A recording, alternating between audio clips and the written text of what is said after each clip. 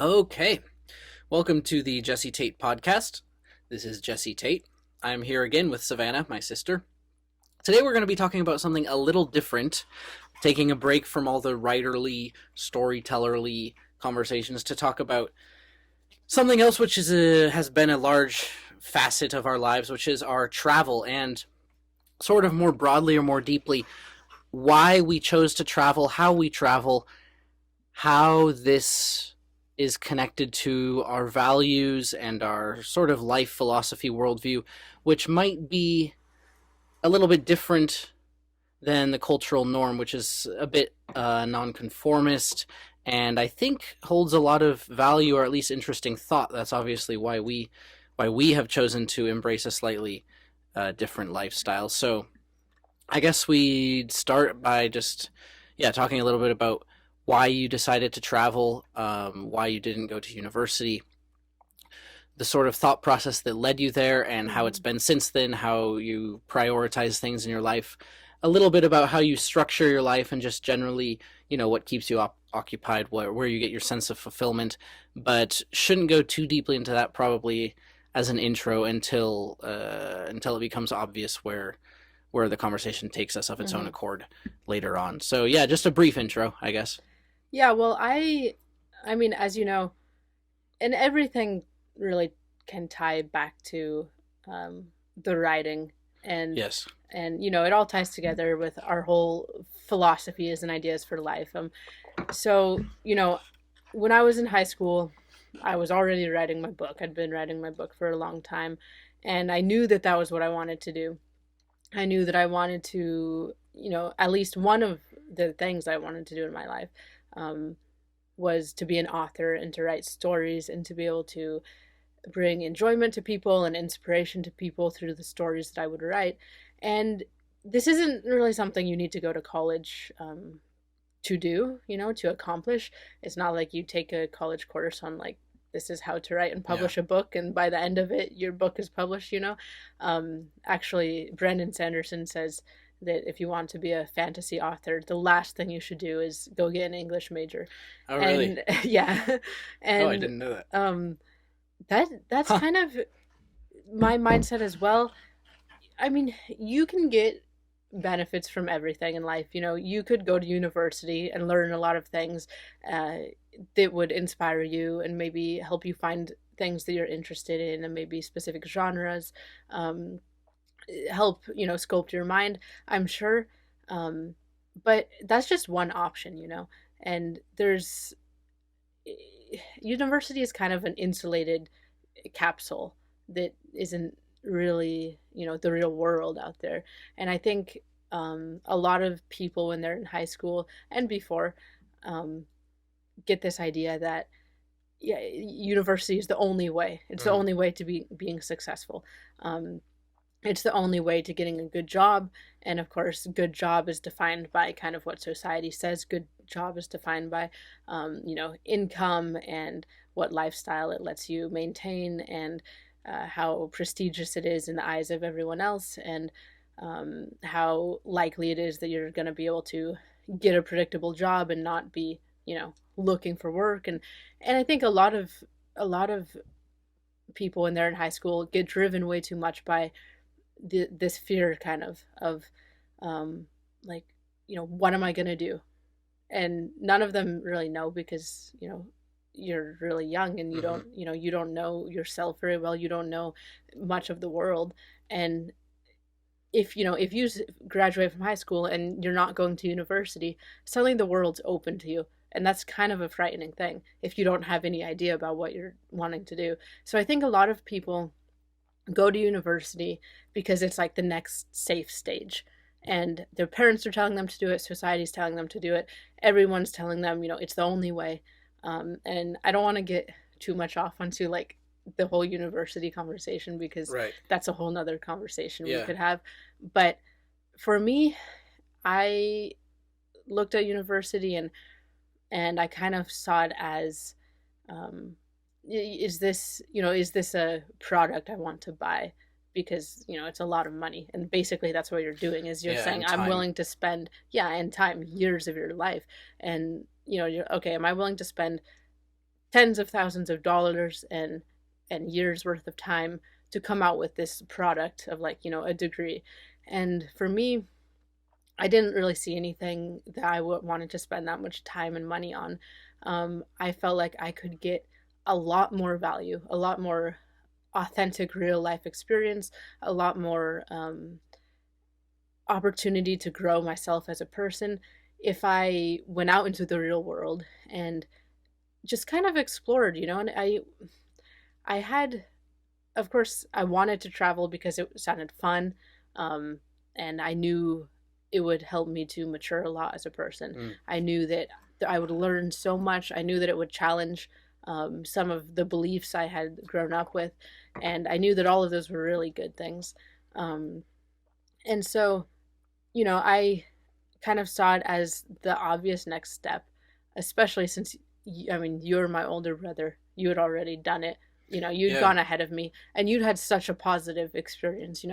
So many things that you learned, so many just really rich experiences that you had, people you'd met, conversations you'd had, and they had really impacted you. And to me, I was like, okay, if I'm not going to university, if there's nothing that I want there, what's the other option? And I mean, you could just get a job and start working in your hometown where you grew up or something.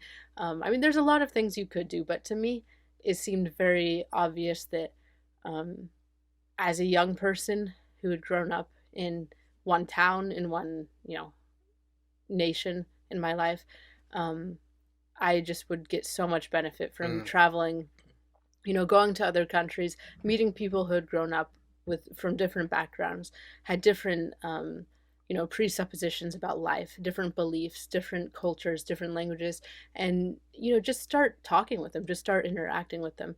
And I mean, you don't have to try to learn, you don't have to be like, okay, I'm going to go out today, I'm going to learn something new, I'm going Yeah. to, like, the challenges and um the stimulus and the influence, it comes all so naturally, when you're traveling and you have all these experiences.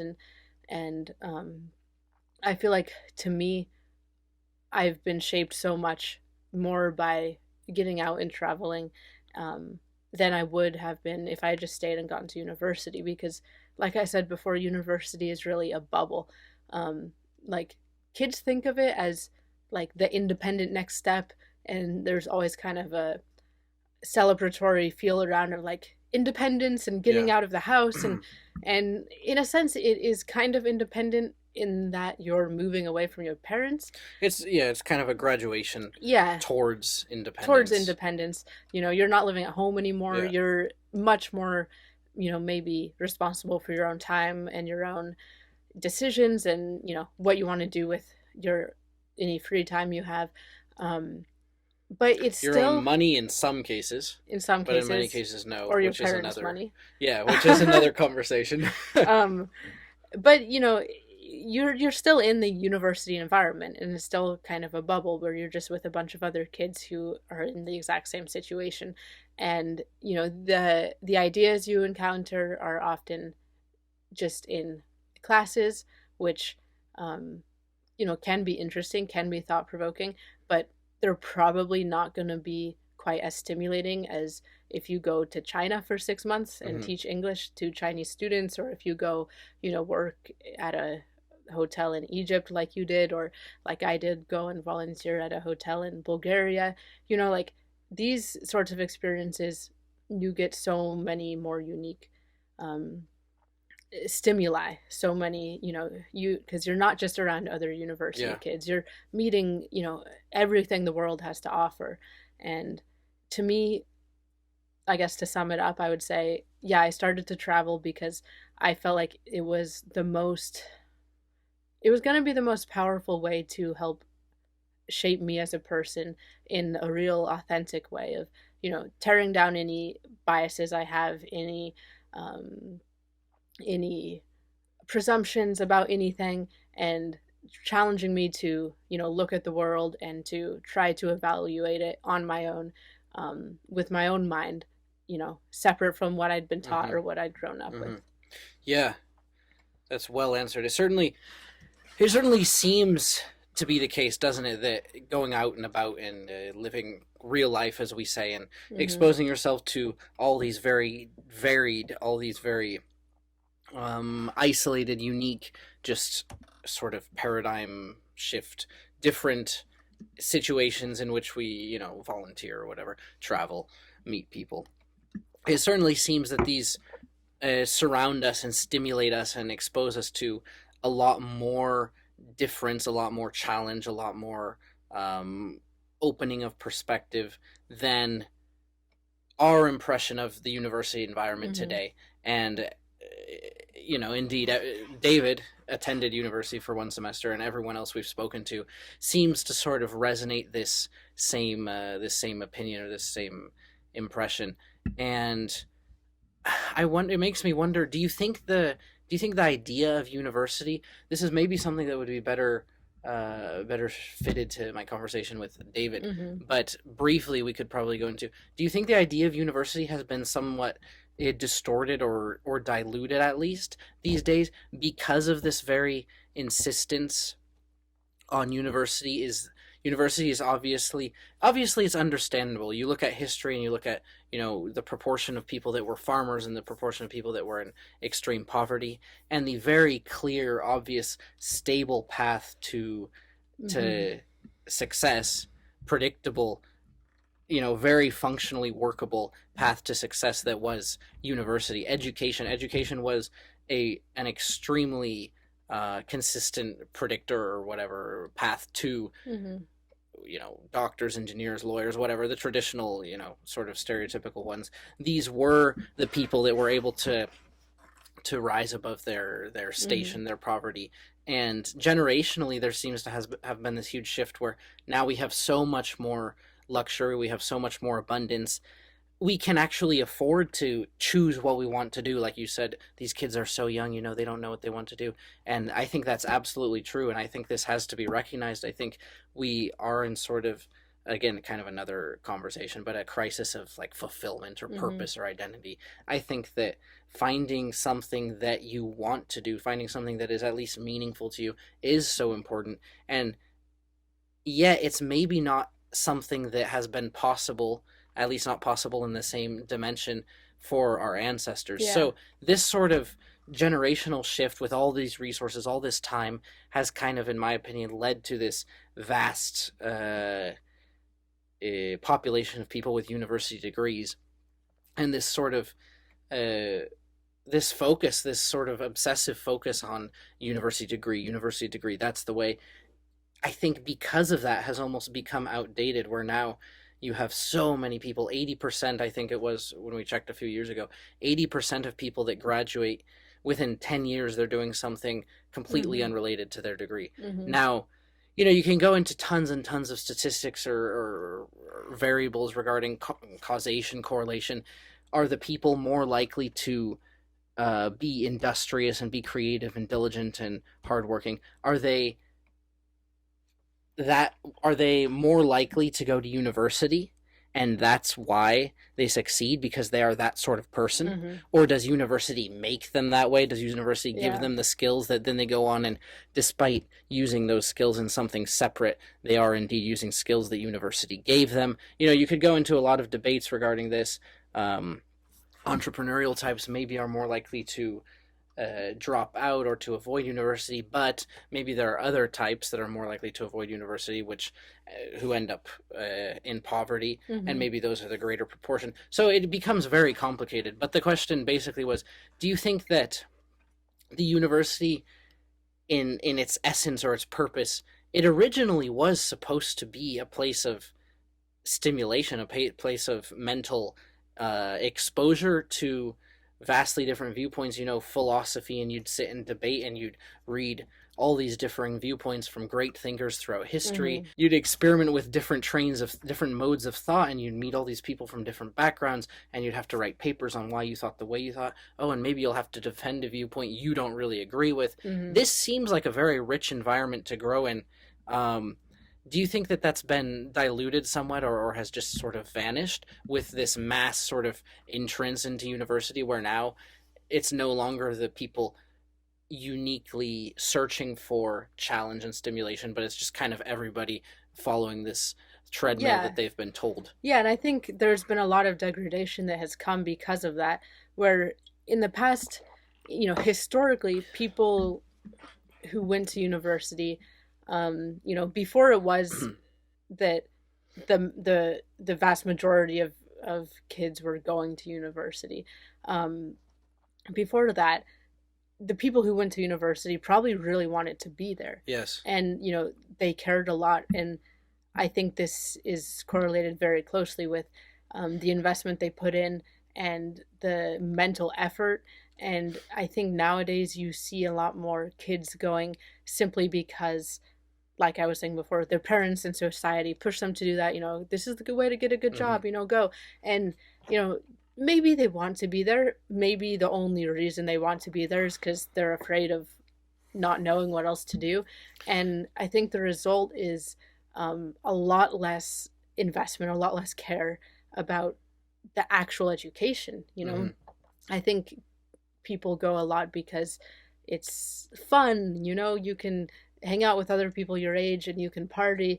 And I think there's a very elementary level of effort put into their actual classes a Hmm. lot of the time, and the actual education, the actual substance of it.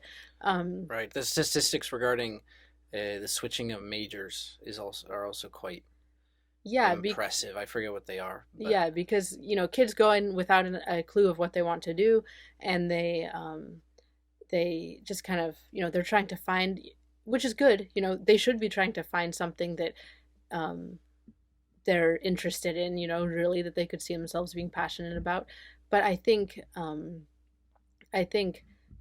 since the whole university system is so full of kids who don't yet know what they want, um, they can go through all 4 years of mm, university and they can get a degree and still not know what they want. And at that point, yeah, the potency of having an education, and a degree just really becomes diluted, because hmm, whereas in the past you had people who probably had to put in work to get there, and then were very invested in what they were hmm, doing and came out with a degree that they cared a lot about. hmm, Now you have a bunch of people going in and kind of milling about for a few years and coming out with a degree. Like, a lot of times, sometimes to me, it's always surprising how many people go for very vague degrees, yeah, like business, or some sort of social social science degree, or communication, or yeah. something.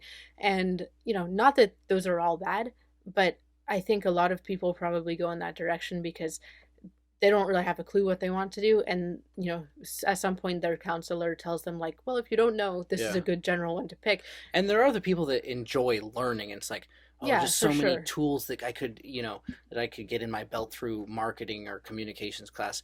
And the people you speak to that speak like that, they do seem to enjoy the school and to find it worth it.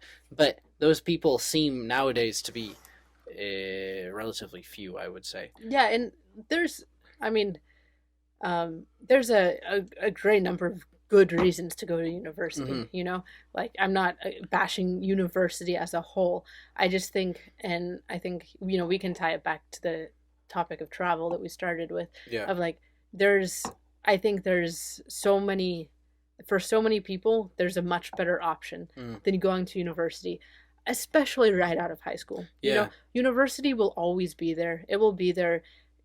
So you graduate high school when you're 18. Like, university is still going to be there when you're 24 or Yeah. 25. Yeah. And if you don't know what you want to do yet, maybe don't go throwing tens of thousands of dollars into the university system, especially if you you've grown up just in like one environment, and you've been going to school for, like, the past 12 years or Mm. something, 13 years. And I don't know, is it really like the thing that you most want to do, to like go directly and spend another 4 years, or maybe 5 or 6 or more, like in a classroom? That can be fun. Like, going to school can be fun. I enjoyed school, you enjoyed school, but there's a lot to see in the world, and there's a lot to know and a lot to experience, and so much of that, and so much of maturity. Maturity is not going to university and getting a degree and then getting a good job and then, kind of sitting in your nice house being like, well, I did it. I'm an adult now. Like, no, like, Yeah. there's so many more valuable things to learn than what you can learn in the classroom. And I guess that sounds very cliche, but like, when you go and travel, you're learning so many things. You're growing in so many ways that are much more important than, you know, being in calculus class. And, even if you do end up going to university in the future, I would say, take a gap year or two or three, Hmm. like I said, university is always going to be there. Maybe take a few years and go, experience some things. Yes. And you'll probably get much closer to an idea of what you want to do with your life and what you will really find meaningful. Um, Much closer than if you had just gone straight from being a senior in high school to being a freshman in college and just continued, the conveyor belt of education without actually getting out to see, you know, the all the possibilities Yeah. that exist in the world. Yeah. Yeah. I definitely agree. Especially nowadays that we do have this focus and this value we place on finding something that makes you happy, to say to put it somewhat superficially, or to something that is fulfilling or something that you find meaningful. We Hmm. do have the focus on this, which I don't think was as present in the past, Yeah, because because it simply, couldn't be. yeah, that's just tends to be how life works. I guess you could go into Maslow's hierarchy of needs, which uh, seems fairly accurate, even though it was I think designed by him for other purposes, or it's sometimes misrepresented. But when you have a family and you're a farmer and it's hard to put food on the table every day, obviously the family and helping them survive and giving your kids a good education and watching them grow up and have lots of little kids and have easier lives, this is very fulfilling to you, this is very meaningful. And Yeah. so the farm work becomes the vehicle or whatever by which that happens, Yeah. by which that is attained. So Yeah, and it would be irresponsible at that yeah, point to like run off and say I want to be a painter, yeah, because yeah, like survival is the most basic necessity. yeah. But like So for many of us, at least in the USA, yeah, in the Western world, you know, we no longer have to work our entire lives just to, survive, to feed our right, children.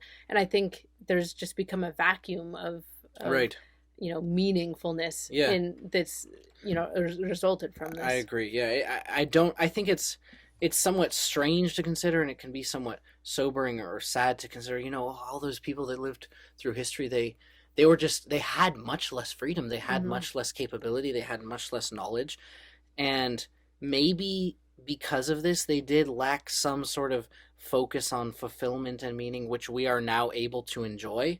Maybe this has made us, lazy and complacent and weak in all the ways that we can be these days. But at the same time, you can just look at it as, no, it's just a reshuffling of the priorities. This was fulfillment for them, was these priorities that Hmm. were in lack, and now it's these, and we are simply kind of have stepped up in the game of survival or whatever, to be able to look at more abstract things, or Hmm. more. Anyway, I didn't that was a very long yeah, I wanted to go from there back to you, saying, so for you at this young age, you were able to tell that fulfillment, meaning whatever it was you wanted, was going to be out there traveling, whether through seeing my experiences, or just seeing that university didn't offer it, just knowing that you could pretty much go out and do anything. You decided that this was the path for you, and so Hmm. you took off from high school. Hmm. Or what did you do? You saved for a year or Yeah, well, two. initially, when I graduated high school, I knew university wasn't for me, at least not yet. I knew I wanted to travel, Hmm. because I'd had a little glimpse of traveling. Um, what was it?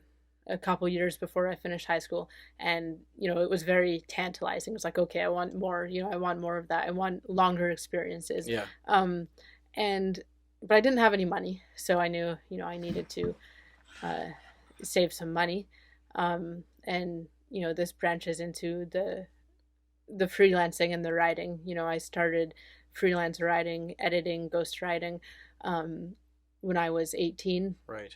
Like, I think I got my first freelancing job the week after I graduated high school. Started And earning very good money very fast. jealous. No, no, um, happy. I mean, that goes to show nowadays. There are all these methods of work. You had something of value because you had read and written all your life. yeah, and You were that's just that's better another than everybody. yeah, and that's another thing I would say is that with technology Yeah. nowadays, tying it to traveling, with technology, there's so many options for making an income using whatever skills you have, whatever you enjoy. For me, it was writing. It could be graphic design, it could be coding, it could be, there's Hmm. so many options. But today with the modern world and technology, if you want to be able to work remotely and just travel with your laptop, like that's definitely feasible, and Yeah. that's a huge blessing that we have that people in the past didn't have. Um, so yeah, I started freelancing, and I stayed home freelancing for about almost 2 years after graduating high school, which was longer than I had initially Mm. wanted. But some things came up that kept me there a little longer and a little longer. But I was able to establish myself as a freelancer and get to the point where I could depend on a steady influx of new clients and new jobs, so I could go out and travel being pretty sure that if I ever needed money I could make it, even though I definitely didn't want to spend the bulk of my time while I was traveling you know in the hostel, like on my computer, because I think a lot of digital nomads can fall too much into that trap Yeah. of, say, like, on their social media you see like, oh, I'm traveling, I'm in this country, I'm in this country, but like really they're spending half their time just in Or their, more. Yeah. yeah, or more, in their room, like on their computer. Which might just be the sacrifice that's needed, but Yeah, I it mean, can be if unhealthy. if it's Yeah. necessary to be traveling, like, I would do it Yeah. totally. Of course it has always been my goal and yours, um to travel on a budget that lets us not have to work very much. I think I did the calculations when we traveled for a month in Turkey together in 2019, and we lived on $21 a day, Oh, in really? Turkey. Okay, I thought it was less. And That makes sense. then we were for 6 weeks in Valencia in Spain, living on $12 a day. Okay, So like, right. so it's definitely possible to live on a very small budget and still have an amazing experience. Yeah. If you're willing to forego some luxuries that Yeah, no, totally. people typically expect. Yeah. But to We me, were still riding the metro, going to the beach, playing yeah, soccer, I mean, we're having all the fun we wanted to drinking. have. Yeah. And Drinking responsibly, minimally. No, and but going out on yeah, social. hanging out with friends and seeing different sites, and Yeah. going on trips on the weekends, Yeah, right. and Hiking. yeah, and it's definitely possible to do so much on a budget, and that's one thing I think people don't realize about traveling. They think, if you look at someone's social media and you see them like always all like, oh, they're in Turkey now, they're Yeah. in France, they're in you know Denmark, you're like, wow, they must just be loaded. Yeah. And like, usually like me and you and like friends we have who travel on a budget, usually this is like our biggest fear. It's like everyone thinks we're just like millionaires, just like, dancing around the world.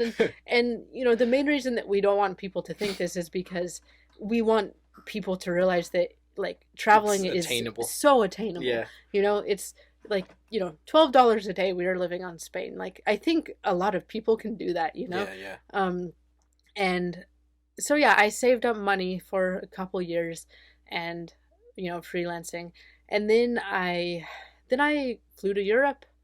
uh Met you actually in Romania, um and thus began my travels, which at first we were moving around pretty quickly. Kind of the goal was just to have some adventures, see some places, and there's so many different modes of travel that you can Yeah. do. Um, if you're in a mood of up and going, you can be moving, every few days and doing the typical thing of like looking up, oh, what are the coolest places to see, and there's so much to see everywhere. Um, a little later on, I wanted a little more stability, so I did some house sitting, which gave me more time to put to writing my book as well. Because when you're moving all the time, you don't have as much time to dedicate Right. to writing. Also volunteering with Workaway. I worked at an animal rescue shelter in Hungary, a couple Right. hours outside of Budapest, and that was a really cool experience. They took in all sorts of animals that were going to be slaughtered because people didn't want them. Maybe they had various things wrong with them, or they just were, I don't know, Yeah. just unwanted for any reason. Yeah. And so, That's great. it took care of all of those. And then I went to a hotel in Bulgaria where we took guests on horseback rides, and I learned how to ride horses, which was really Which cool. was so awesome. And Yeah, that looks like the best workaway ever. So yeah, I guess we could talk briefly about the different modes of travel and yeah, because people are probably curious, just practically speaking uh-huh. but yeah, so many great experiences. Man, the hotel in Bulgaria, Yeah, that was just beautiful, galloping horses through the mountains, yeah. totally unrestrained Yep. every day. Yeah, learning Bulgarian and Yeah. learning how to juggle. I did that too. I forget what else. I was learning quite a few things You there. guys did sword fighting? We did sword You did fighting. sword fighting, right? Yeah. There were some hot springs in the mountain. We wanted to take the horses to the hot springs in the mountains. We never got around to that because we were too busy Mm. sword fighting, probably. Um, but yeah, so modes of travel. I mean, you could talk some. You've done woofing. You've Yeah. done you've been an au pair. You've Mm-hmm. taught English with TEFL. Mm-hmm. You've also done Workaway, which Mm-hmm. Workaway and house sitting are the ones that I've done. Right. Which yeah, I mean Workaway is just fantastic because Yeah. basically you live with a host and you give them maybe 4 or 5 hours a day of work, which is interesting work usually. Yeah. You can pick the ones that sound really exciting. Yeah. Like for me, yeah, in Bulgaria, Which there are plenty. yeah, there's so many. Like I was working in the stables with the horses. I guess to a lot of people, like mucking out the stables might not sound fun, but like I enjoyed it. Yeah. Get to be with the horses and just put on music and get a good workout and Yeah. shoveling horse poop and then No, it always. then you get to take the guests on horseback rides and get to clean hotel rooms. Yeah, so like you give maybe 4 or 5 hours of work to the host. Sometimes it depends. It depends. It depends so much on the host. Yeah. You can find bad hosts, which kind of dampen the experience, but you Yeah. can also find great hosts, and all our experiences have been positive. Yeah. And then we've met people or heard of people who have had just like outrageously positive experiences with specific hosts they connected with extremely well. Yeah. One host of mine in particular, I'm still it's a family in Israel and still very good friends. Yeah. It was just a blast being with them. Like it's people you actually enjoy being with. Yeah. So it just wildly depends, but you can have you can be learning stuff to do with scuba or with mountaineering or with horses. Mhm. And so yeah, I mean, I guess you have to be willing to work. You have to be willing to put in some time, which but is like you wouldn't want it to be any other way because honestly, like if you're staying in a place eventually and not doing anything, then one, you're not getting the part of the cool experience that you want by traveling, which is to be like doing interesting work and learning new things. You're not spending as much time with the hosts, which is another huge thing. Yes. Meet the people from other cultures. And yeah, I mean eventually if you're not working, then you're just gonna be kind of bored. Like working is fun, if you pick something interesting. No, I totally agree. It does just determine like this specific method of travel is restricted or whatever constrained by you're not able to move super fast because you have to stay there. That's You true. do have some hours of work. There are just certain sacrifices which like for us now being able to earn so well freelancing, it's like okay, so I really have to balance this freedom that comes with freelancing, Mhm. the mobility, and yet it's draining. It's not necessarily as fun as working with horses. So there's always like a give and take. Yeah, but the work it is always. yeah. And For the right-minded person, yeah, in my opinion, the work should be yeah, and in the delightful. right time. Like Yeah. sometimes you're wanting to move fast, but Yeah. if you have a month where you're like, oh, like I could sit in one place for a month, then yeah, give a few hours of work each day, and also by staying with the hosts, you get the unique window into that culture Right. and that life. Not only the conversations, like of course, you're often like eating with them and just chatting, and you learn so many interesting things, but also of course they know the country, Right. and they're going to take you. I mean, I'm sure you have some stories of places that you went with your host family in Israel, or other hosts you've had, and I know I have, like, I remember being on horseback rides and talking to the friend of my host, and he was talking about, like, oh yeah, there's some abandoned World War II bunkers over there. Like, we could Yeah. go explore those. And I have a friend who paraglides. Like, we can go paragliding if we want, and I'll take you, to But like you the didn't. monastery. And I didn't. I need to go back and go paragliding. I will someday. But yeah, like, you get, they know all the secrets of the country and of the region. And I was in, this wasn't a work away, but it shows the upsides of meeting people and talking with people in Hungary. I made a friend in Hungary, and she took us to an abandoned Soviet train Mm. station, which was so cool. And we would have, it was very close to Budapest. I think maybe like a 40-minute, maybe less. I think it was less than 40-minute train ride out of Budapest, and we would have never known it was there, if we hadn't met her. But she's like, "Oh yeah, like, come with me, I'll take you here. It's not technically legal, but they don't care that much." And she took us to this abandoned train station with Soviet trains still there, and the whole thing overgrown with weeds, Mm. and the ceiling, glass ceiling with like bits and patches missing, Yeah. um and glass falling every now and then, which is probably why it's illegal. But there's so many cool experiences you get when you do work away, and you're meeting the people and interacting with them. And you probably have Yeah. very interesting stories. Yeah. No, yeah, you're totally right. That's exactly right. Just that if you're really looking to travel, as so many people genuinely want, I think, this cultural experience, to connect with the locals, to make friends, to see what they see, to do what they do, Hmm. not just see like the cool arches, which are cool, and not just read the cool plaques, which are cool, and all of that's great. But yeah, exploring old Soviet train stations, that's so cool. Oh, I want to go there. Well, for the horses mostly, but yeah, that's just such a rich experience. Uh-huh. And what was I going to say? Something about the work away. Oh, I forget. But anyway, volunteering in general. There are several sites. Hmm. I could probably link them below. I guess Woofing was the one you mentioned. I did first in Romania. Um, I think with Woofing you have to pay individually per country. You have to pay like $30 a year or something. Okay. Um, because it's like each country has its own organization or whatever, just community that creates the website. I don't know Hmm. exactly how it works. Workaway is kind of a global platform, so you pay $35 or something for the whole year, and then Which is, like, financially, that's really not bad, because oh yeah, once you go to a workaway, your costs go down to zero. yeah, You're not yeah, paying anything. yeah, You can stay for weeks and not spend a single cent, yeah, because they're giving you a place to stay, they're feeding you, and so $35 yeah, is, yeah, totally, negligible. yeah. And then yeah, there's several websites and platforms and whatnot. I'll probably link them below. Hmm. But moving on to house sitting, that's another method Hmm. which many people use, and it can be much more comfortable. It can be much more slow if you like a slower pace. It can be much more quick if you like a quicker pace. Um, a lot of retired couples use it.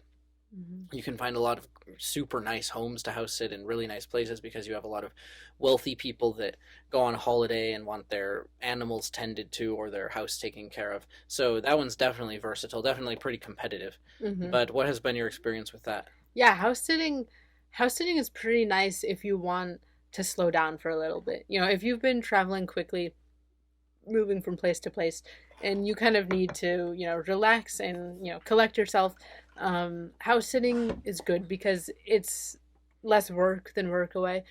Because work away, you're giving, Mm-hmm. you have to work in exchange for your food and your lodging, 4 or 5 hours a day. House sitting, all you have to do is whatever tasks to take care of the house and the pets, which are usually really minimal. I Yeah. mean, we did, what, three of them in the UK, and usually it amounts to like taking the dog on a walk twice Yeah. a day. Um, or we took care of some goats and alpacas once, and that was also like feed them once a day.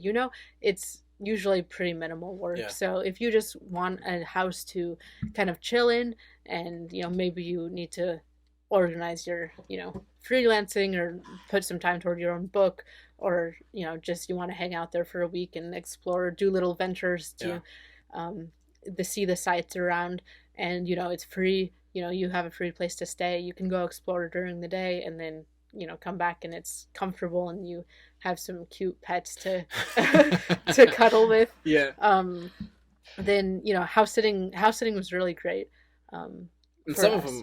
some of them can be in nice places too, nice cities and stuff. Yeah. Pretty competitive. You generally have to set it up in advance, far Yeah. in advance, Yeah. but some of them can be in nice places where you're going to have a lot of social. Some of them can be in more solitary places if you want more solitude. Hmm. So yeah, definitely very diverse. I think most are in Europe because they tend to be probably more wealthy people there, more people Hmm. going on holiday. Specifically within the UK, I think there are a ton. Yeah, It's there's a lot also, I in the think it's like a UK. UK based site, Uh, the one we used. uh-huh. There are quite a few in the US. Around the rest of the world, not a ton, but definitely some. Hmm. So yeah, that's definitely a good method. And there can be people who are going for 6 months, even sometimes, Hmm. out of for all the summer season or whatever. So definitely a lot of potential. And then, like you said, a week, Hmm. sometimes two, three Yeah, yeah. weeks. Yeah. Um, let's see, what else? Well, there's Servos. Servos, right? Yeah, hosting organizations. Yeah, we've used Servos, which is a World Peace Organization, where you go and you stay with a family. And this is also for more fast-paced travel usually, because Yeah, usually you go and you stay with the host just a couple nights. And frequently they'll invite you to stay longer, but usually it's not going to be more than a few days.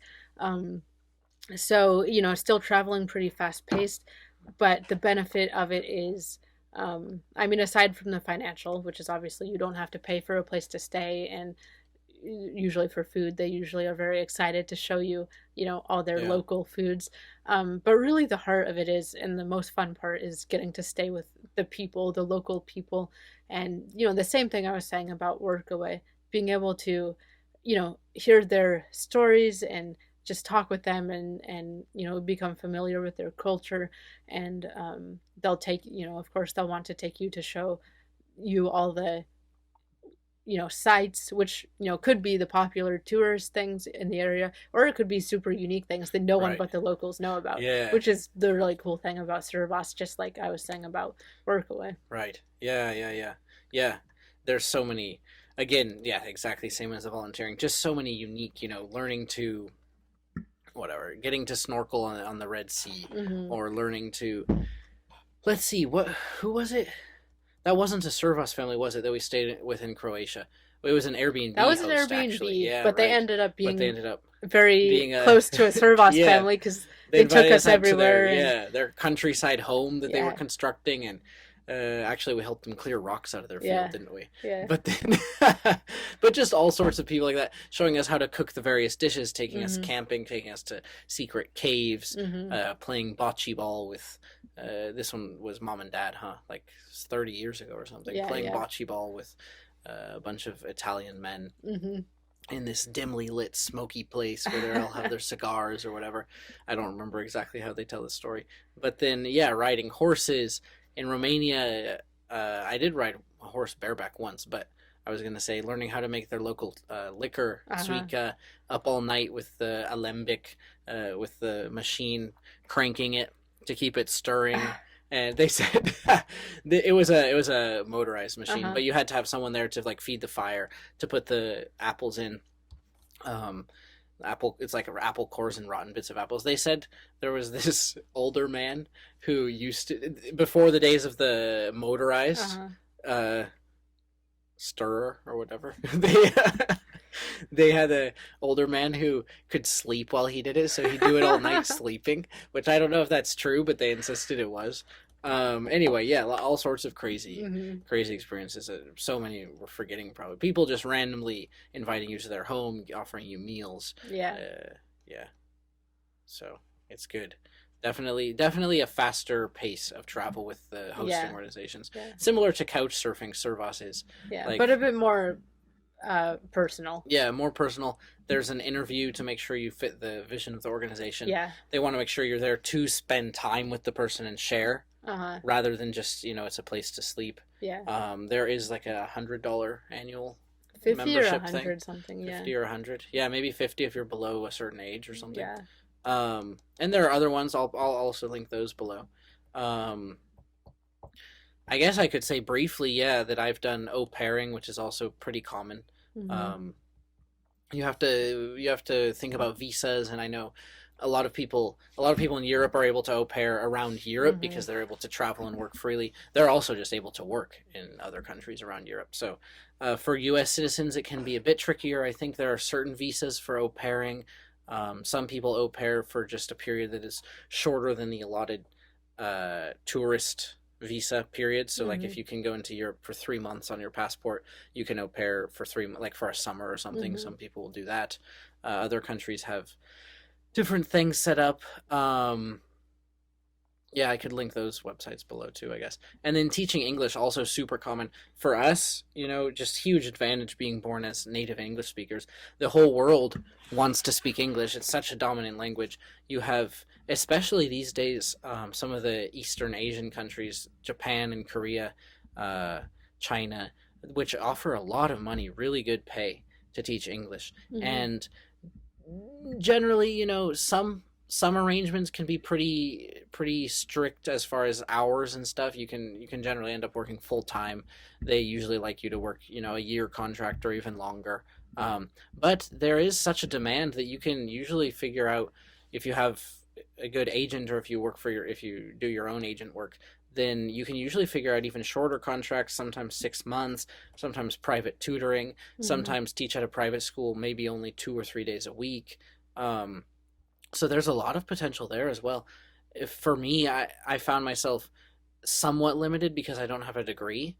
So Mhm. I don't think I'm able to teach in Korea at all. Maybe in a private school. I'm not able to teach in Japan, wherever else the other higher paying ones are. Mhm. China has recently become more strict. I did teach in China, and then I think the very year I was there, they made it more difficult to get the visa I got, and you have to actually have a degree now. So I think it would be more difficult. I think I could pull it off without a degree with private school or something like that. So there's a lot of options to look into. There's usually a lot of wiggle room just because there is a lot of demand, Mhm. especially if you have contacts in China. But then there are other countries in Latin America, probably Eastern Europe. I know Romania. I'm not sure about other ones. Cambodia, Thailand, Vietnam, India, places like that. Mhm. Definitely a lot of potential. And those places are so cheap that even though you earn less than say Japan, you can still save a good bit. Mhm. Um, I have several friends who taught in Vietnam and Cambodia, and you can definitely, maybe you only earn 1,000 a month, but maybe you only spend 400, so you can Mhm. still definitely save quite a bit. And yeah, definitely definitely super easy. The TEFL certification, or TESOL, is standard, and it's super easy for natives because Mhm. it's pretty much just common sense English, basic English level, and then common sense English teaching, or classroom teaching, classroom managing Mhm. skills and approaches, which yeah, for me at least, were very natural and common Mhm. sense and easy. Anyway, let's see. So yeah, all that sort of practical stuff I'll link below. But moving on, you so you started off going a bit quickly, indulging. Mhm. We went pretty fast through Turkey and Romania and Bulgaria. Yeah, for a few Bulgaria, days. yeah. Um, just to get a breath of fresh air and explore. Then we ended up in Valencia Mhm. at a more with a more sort of permanent establishment. And what did you do from there? How have you found your appetite for travel has changed? How have you found you've balanced it with your desire to write? Have Mhm. you just been happy putting that on the back burner? Have you been Mhm. content to just explore? How have you found your contentment with your overall choice, your overall direction, away from university towards Mhm. this, has been through the years, and yeah, where do you see yourself going in the future? Yeah, I mean, there's a lot of questions there. Uh, Yeah. I've been Sorry. I've been extremely content with my choice to not go to Right. university. In fact, I'd say Me too. the the more Yeah. time that passes since I finished high school, the more and more certain I get that I'm probably never going to go to university. Okay. I can't say for 100%. Yeah. I do enjoy learning things, so I could see myself maybe at some point picking up a few classes just for the sake of enjoyment. Right. But getting out in the world, you really see there's so many options for jobs, for just so many things that you could spend your life doing, that is not just following the typical American career path of high school, Yeah. college, get a job, buy a house, and like sit there for the rest of Yeah. your life. To me, that's definitely not very appealing. And so I've been extremely happy. I feel like in the past few years, the time that I've traveled, I've made so many memories and had so many experiences that it seems to, even though it's only been a few years, it expands in my memory, and it seems as if it equals like the whole Right. previous part of my life as far as the experiences I've had. Um, so yeah, let me go to kind of what you asked first, which was after Spain. Um, Very cheap. I forget yeah, what we were spending. we were spending. We It did the was calcs.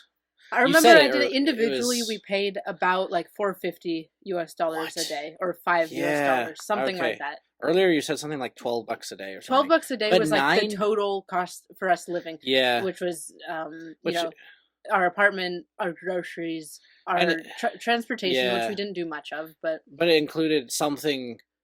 What did it include? Flights like to or from? Something was cheaper than $12 a day in the end. hmm. But then okay. Anyway, Yeah, so we cheap. were in Valencia for 6 weeks in the apartment, and then after that 6 weeks, I flew to Israel. Hmm. Um, the family was flying from the USA to join us because it was the summertime and they had school off and work off. And you were also going to come join us, but I wanted to leave a little bit sooner, have a few days to travel around Israel by myself. So I stayed with a Servas host family for 4 nights, I believe it was. And I got the whole wonderful Servas experience of the host family taking me everywhere, so excited to show me their country and to show me around, the different hikes, the different cities, different historical sites. Um, and so, I mean, in that 4 days that I was with the host family before the rest of the family came, I saw so much in Israel. We went all the way up to the north. We went to the desert, to Engedi. Some we went to um, the coast. Some we went. Yeah, I mean, we went a lot of places. It's not that big of a country, Yeah. and really, like we covered so much of it in those 4 days. So by the time you joined me and the rest of the family joined me, I felt like I was already kind of familiar with Israel. I remember driving with the family and being like, "Oh yeah, I drove on this road." "Oh yeah, we stopped there. I hiked there," and that's really the cool experience you get with Servas, is that you have that authentic local to show you all the best sites and all the best hikes that maybe you wouldn't know of if you were just a Totally. tourist coming. Totally. um yeah, so we did about a month in Israel. Once the family came and joined, once you came and joined me and the rest of the family. And it's a small country, but there's quite a lot to see. I mean, any country, sometimes people say about a country like, "Oh, there's not that much to see there," or something. And yeah, some countries have a lot more diversity or a lot more places of interest than other countries. But I think, like in every country, there's really interesting places to see, and every culture is going to be slightly Yeah. different. And because you can go to a country that nobody, it's not like a hot spot, it's not like a place. I mean, I went to, like, Bulgaria, which is not known very well. Nobody from the US is like, "Oh, I really want to go to Yeah. Bulgaria." And in Europe, I guess kind of the coast along the Black Sea is somewhat known. You have like you have Varna, and what's the name of Sunny Beach or something like that. Towns are known for their tourism on the Black Sea, Okay. but the rest of the country not really known. But Yeah. I went and spent a couple months no, not a couple months, 6 weeks or something in Bulgaria, and there's so much to see, and there's so much culture, and there's so much. It's just every country is interesting. So I feel like it's kind of a wrong perspective to say about any country, oh, there's not a lot to Yeah, see there. Um, I so totally agree. yeah, And it's, I mean, especially Israel. yeah, that's what I was gonna say Being, next. yeah, however much it is on the list of geographically smaller countries, and however much on the list of climate and environmental and terrain sort of uniformity, it Hmm. certainly has a lot of interest Yeah. compared, just culturally, tons of cultural mingling, tons of history, tons of religion, tons Hmm. of, and it's something for everyone: language, archaeology, uh, Yeah. Yeah. In those senses, politics. Yeah. Israel is almost unique. I mean, Oh it yeah. is unique Oh yeah. for being such a small country, but with so much diversity. And Yeah. when you go there, you can really feel the tension, of the different ideologies and the different beliefs and the Yeah. different religions and the different, historical backgrounds. Because you have cities like Jerusalem where the city is divided into different quadrants. You have the Muslim quarter, you have the Jewish quarter, you have the Christian quarter, and these are just sectors within the city itself. And that's kind of representative of how Israel is and Hmm. how it feels, the atmosphere to be there. So much, so charged with so many um, different and often conflicting Yeah. ideas. And so for being a small country, I think, you can spend a lot of time there, and it's really interesting. So the month that we spent there as a family, it's not like we felt like we had exhausted Israel by the time we left. Like, we could have stayed longer. There would have been Certainly. a Yeah. lot more. I mean, you on your own have been in Israel for a total Hmm. of what? Um. Oh, between 3 4 months Yeah. longer. Another visit, I was there 3 or 4 months. Yeah. Yeah, so like you've had a lot more exposure, and I'm sure you would not be bored going back someday. No. Yeah. Certainly not. Yeah. Yeah. Like you said, it's just very uh, vibrant, or I can't quite come across the right word, but very energized. Very Mhm. energized. Maybe all this tension and all this attention and all this expectation. Everyone who goes to Israel goes there for some reason that is important to them. It's Mhm. it's not a terribly easy place to live. I mean, it's very well developed. It's very advanced. It has Mhm. a lot of technological innovation.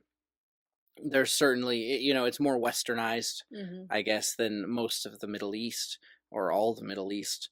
In many ways, it's connected to a lot of progressive ideas. It's a harbor of a lot of progressive Mhm. ideas, but it's expensive. It doesn't have tons and tons of natural resources aside from the uh, creativity and the innovation that its people have use to put the land that they do have, and the space they do have, and the water they do have, and whatnot, to good use. So it's not like a super easy place to live. Then there's all the politics in the surrounding countries, and kind of the world's eye is turned towards Israel Mhm. constantly in some sort of conflicted attitude or another. So everyone who moves there seems to have some very important anchor or tie to Israel, which is really interesting. Whether it's just because of family, completely secular, whether it's because of God, whether it's because of history, there's always something. And I think that gives it a very, and this part of this that's part of what gives it this Yeah. energized feel. And then, of course, combine in the actual conflict itself between the different peoples, and it's not always conflict, per se, in a hostile sense or a cold sense. Yeah. There are places where everything is mingled, and everything is this very kind of unique, constantly evolving, multifaceted, dynamic, or yeah, mixture of different cultures that have, certain clashes in certain areas, but then certain overlaps, very strong overlaps in many areas. um so it's very, yeah, it's just very charged, I guess, or very lively, very full of life, compared to many countries. A lot of Yeah. times people who are born in a country just stay there and don't perhaps identify as strongly with a reason for being there, or with the identity of the country, or what that means to them. And in Israel, I think that's not that's not really the case. I think everyone has thought about it much more Yeah. thoroughly and has much more strong reasons or identity or root in, whatever Israel is to them, or whatever, why they're there particularly. Um, yeah, so definitely. Anyway, so we finished the family trip, and then you went and did a bunch of hiking in Scotland and the UK with David, and Hmm. then after that you ended up in Bulgaria, right? Yeah. And After, well, first, yeah, I spent a couple months in the UK doing a bunch of hiking, England, Scotland, some house sitting as well.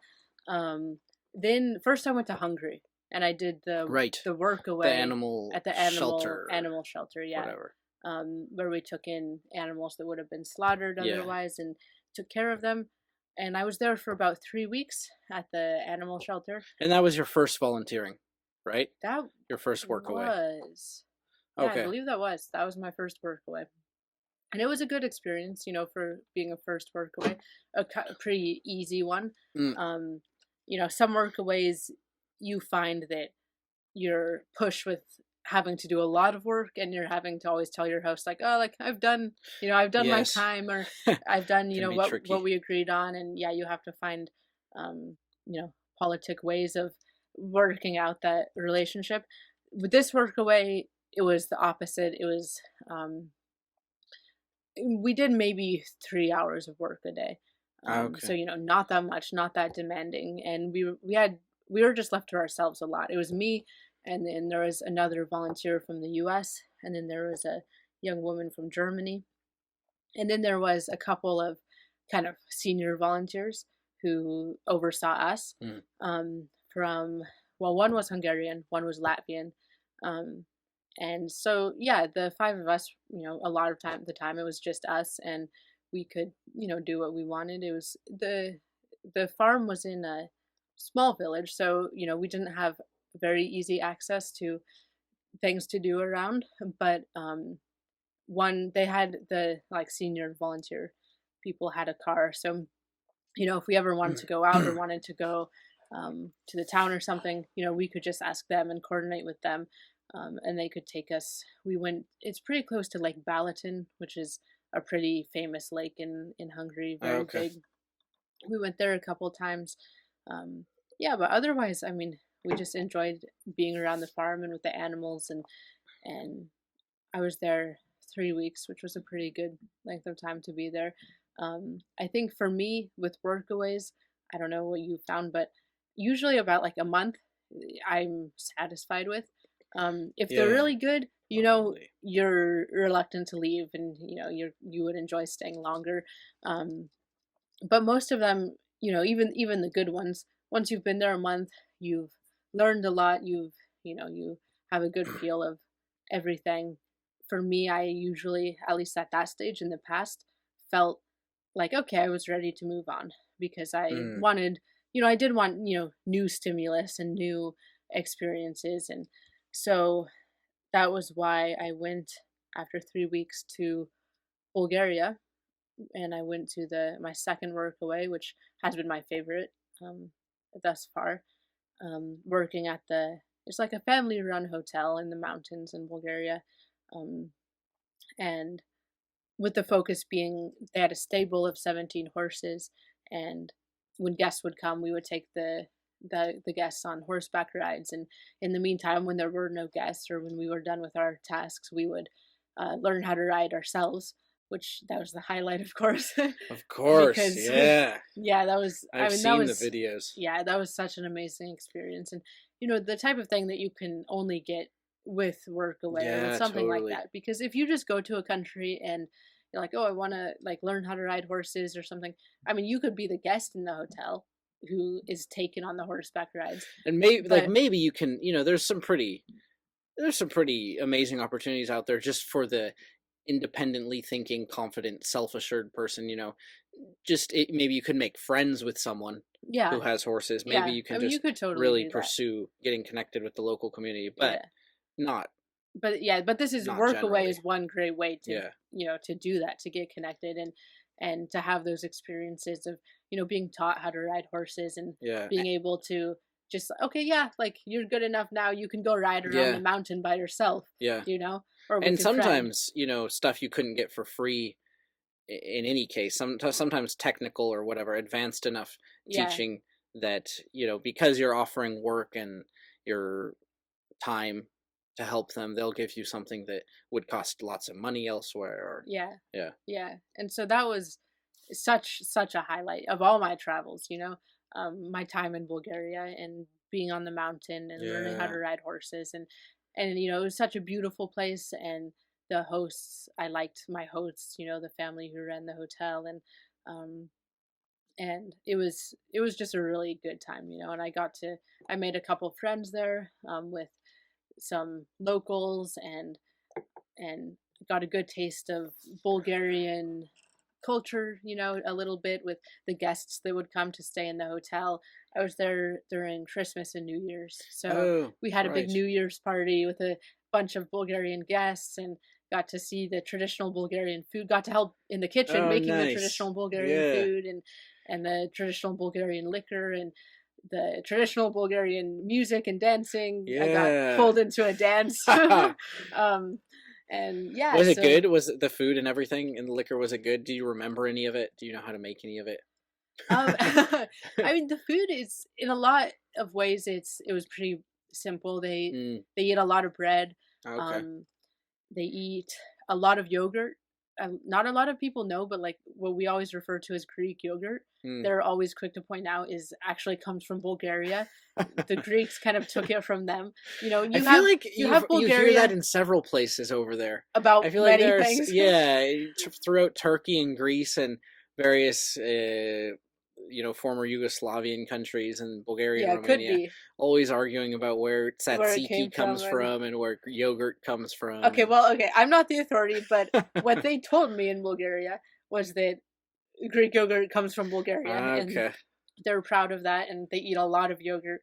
Um, they also want everyone to know that the alphabet that is typically associated with Russian, everyone thinks, oh, it's the Uh, Russian alphabet. Um, it's the Bulgarians were using it before the Russians were. okay. It dates back older in Bulgaria than it does in Russia. Interesting. Um, and those two languages are very similar. Um, I learned a little bit of Bulgarian, Mm, and I can hear how they sound very similar. mm-hmm. Perhaps like Spanish and Italian or something. Um, Okay. so yeah, if you learn Russian or Bulgarian, you might be able to understand a little of the other, Oh, which is really? pretty cool. Okay. Yeah. Hmm. Um, what else? The liquor. What was it called? Wait, what's Palenka? Palin- Palinka. That's but that's not Bulgarian, is it? That's My impression, I don't think people have been terribly clear on that. And I yeah. think Wikipedia tells you something that they don't, and they tell you something that Wikipedia Uh, doesn't. But my impression has been that Palinka is just any of a variety of hard liquors from that sort of region, like the yeah. Okay, Balkans. that's my impression too. Uh, I in That's Romania, it was always, called Suica. yeah, it's Suica in Romania. I always forget the Huh. Bulgarian, but anyway, it's pretty similar. I mean, I forget if I've had Suica, but it's pretty similar to vodka to me. Okay. Just very strong, Yeah. not very flavorful. Mm. This sort of Drinking like liquor. little sips Yeah. before. They drink in little sips before to whet the appetite. Oh yeah. I think. I don't The know. Bulgarians just In Romania. drink it a plenty. Okay. It's the type of liquor that I don't prefer very much. I've Yeah. tasted, of course, because it's the fun cultural thing, but um, They'll give it to you it's in very plastic strong. water bottles. The Oh yeah, farmers passing you on the road will give it to you in plastic water bottles. I didn't have that, but who knows? Um, yeah, they eat a lot of fish, I Mm, think. Um, that's okay. I was just wondering if there was anything in particular that stood yeah, out no, I mean a lot. it was pretty simple at the hotel. It was pretty simple, and what we ate was pretty simple, but good. They had some good dishes. I don't remember the names, but Mm, they had some good dishes. Cooked in unique uh, pots, and there's one with, remember wow. in yeah, I know, Good dish. so specific. In Istanbul, we met the man from Albania, not Albania, Let's uh, see. Liberia. Liberia. Oh boy. Let's see. In Istanbul, in the hostel where I saw the guy that I had seen in Georgia, the long haired guy.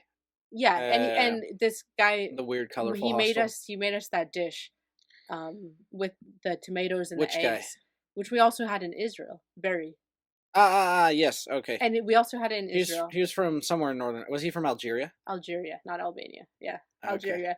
Um, and the dish with the eggs and the tomatoes, which we also had in Israel. What's it called?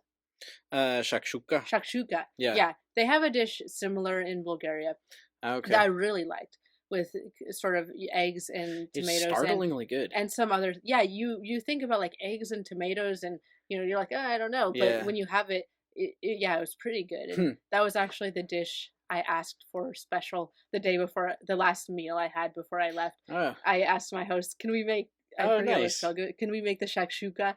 And they're like, "Yeah, we can do that." And Okay. so you cook it in a special pot in a special way, and Huh. um, yeah. So yeah, experience in Bulgaria was fantastic. I definitely want to go back sometime to that work away Okay. and You stay do. for a little bit. Yeah, Oh, nice. yeah, because Maybe I'll have to go. I like the people there, Yeah. and the horses and the experience, Yeah, and now man. I'm a good enough horse rider where I can go alone in the mountains, and Yeah. or not necessarily alone. Usually it's good to be with someone, but not with the host. Like she Hmm. would let me go with my friend or something. Um, That's so good. So what's it like just riding in the like there are gravel roads, dirt roads, yeah, dirt roads. trails, fields. I mean, so many dirt roads just go up in the mountains, and you never see anybody Never else. see And anybody. Huh. um, Do it's you get the impression that it used to be more populated?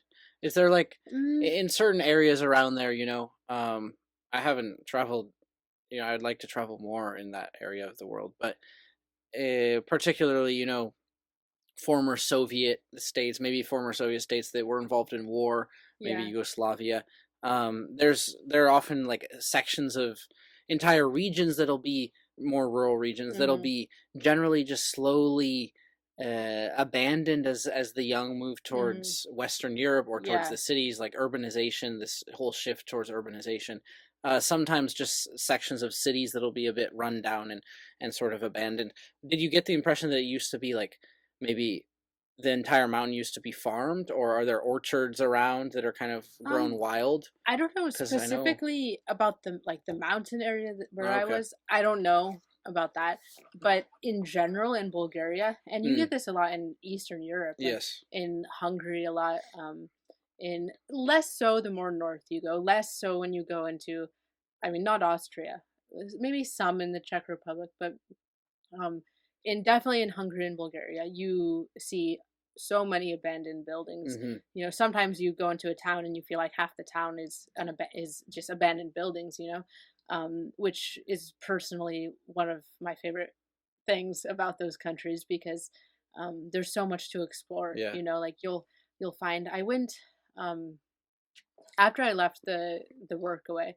I went for maybe a week or something, two different Bulgarian cities. I went Okay. to Plovdiv, which is maybe one of the three largest cities. I went to Sofia, which is the capital. I went to Veliko Tarnovo, which has a very well known historical fortress on a hill.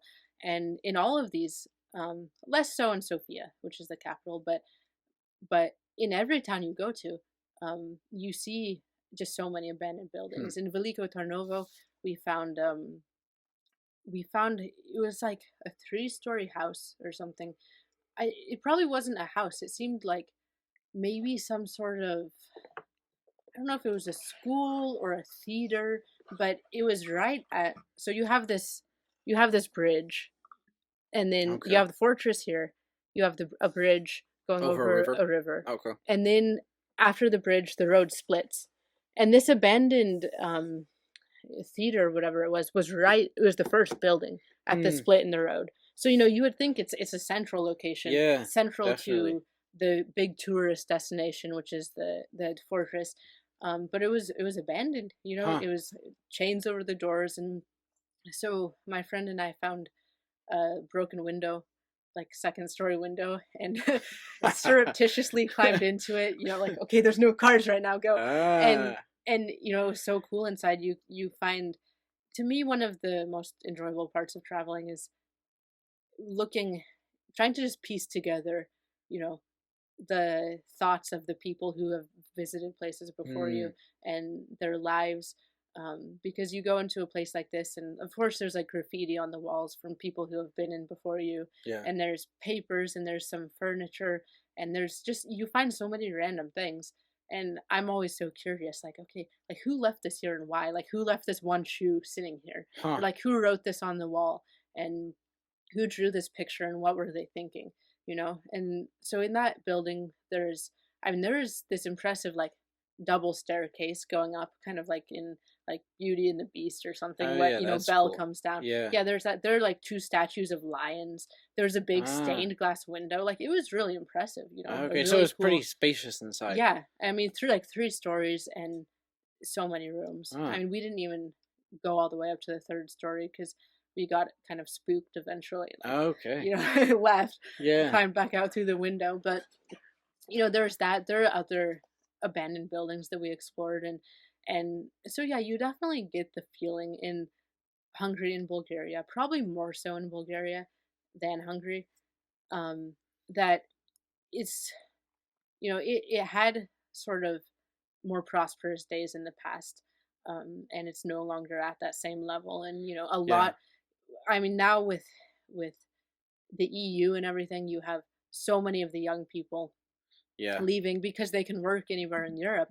And you know, why would you stay in Bulgaria and make like, you know, 30 leva a day, which is 30 leva is like less than $15 Yeah. for like a day's work, when you could just go to Denmark and make, you know, so much more. Yeah. So you see a lot, and I remember talking to my hosts about this, and it's really interesting seeing a lot of the young people leaving, and the government is trying all these incentives to Yes. get the young Yeah. people to stay. But Incentives to reintroduce or whatever, popularize farming, especially. mm, I think incentives for agriculture. hmm, Well, I don't know too much, but yeah, you're totally right. It's super common, and you have. I mean, these countries are notorious for being cheap. A lot of digital nomads like us might end hmm, up settling down in Eastern Europe. A lot of uh, real estate investors, a lot of wealthier business investors from Western Europe, because these countries might have, you know, the cost of living might be 30% of what it hmm, is in Denmark, like you yeah, said. It might be more, might be less, but say 30%. But the salary is probably something like 25% or or less, yeah, 20% yeah, of what you could make in Denmark. So they move to Denmark and they end up having an extra, yeah, usually less. Usually they end yeah, up moving to Denmark, and even though the cost of living is so much higher, the salaries are proportionally even higher, and they end up yeah, being able to save quite a bit, maybe send some back home, yeah, maybe go back home and invest hmm, in in something more lucrative, more yeah, promising. So yeah, it is super common, and it's interesting to think about. It's kind of a, you could get pretty philosophical. It becomes kind of a dilemma, how much do we owe to our country? We don't choose where we're born, but it hmm, definitely forms our identity. We like to talk about patriotism and this idea of honoring the land that provided for hmm, you. There is some sort of connection between you and your homeland. There's all the people and all the culture that have formed you and that have poured into you and that have and your forefathers. And yeah, it becomes really interesting to think about you know how much do you look after your own self hmm, and go off into the wide world and go somewhere where you might have a better future, a better material future at least. And then there are people who don't feel much of a pull to go outwards, and they yeah, actually value what they have in their homeland. They value their culture and their history, but they recognize the possibilities and the potential for bringing in more business, bringing in more wealth. And so they go and they try to form connections. Maybe hmm, they study abroad, maybe they join a company based in Western Europe or whatever, and then eventually plan to return. And it becomes really interesting. The whole European sort of experiment, or whatever, the European Union, is a very interesting and kind of strange thing. Borders haven't, throughout all of history, borders haven't been so hmm, permeable. And yeah, the US is, a fairly unique thing, but fairly new as well. And then, Europe several other places. It's very interesting, and you start to wonder, and then you have the whole question of how much should we fight to preserve each individual region's unique identity? How much should we fight to preserve each individual region's unique history? What value lies in the history or culture of a place solely because it is the history and culture of that place. Hmm. You have this kind of war between, okay, there are certain values and ways of life and cultural ideals that must be better. Slavery was one we should have gotten rid of. Hmm. That's one that it is good to have moved beyond. Sexism, all these things. The world's so much more equal nowadays, at least most of it overwhelmingly, and it's improving, seems to be improving in pretty much all places, Hmm. generally at least over time. Um, so surely we are arriving at a quote better culture in some way, a better system of ideals in some way, and yet It can be sad it, to lose the diversity. yeah, it can be said to lose the diversity.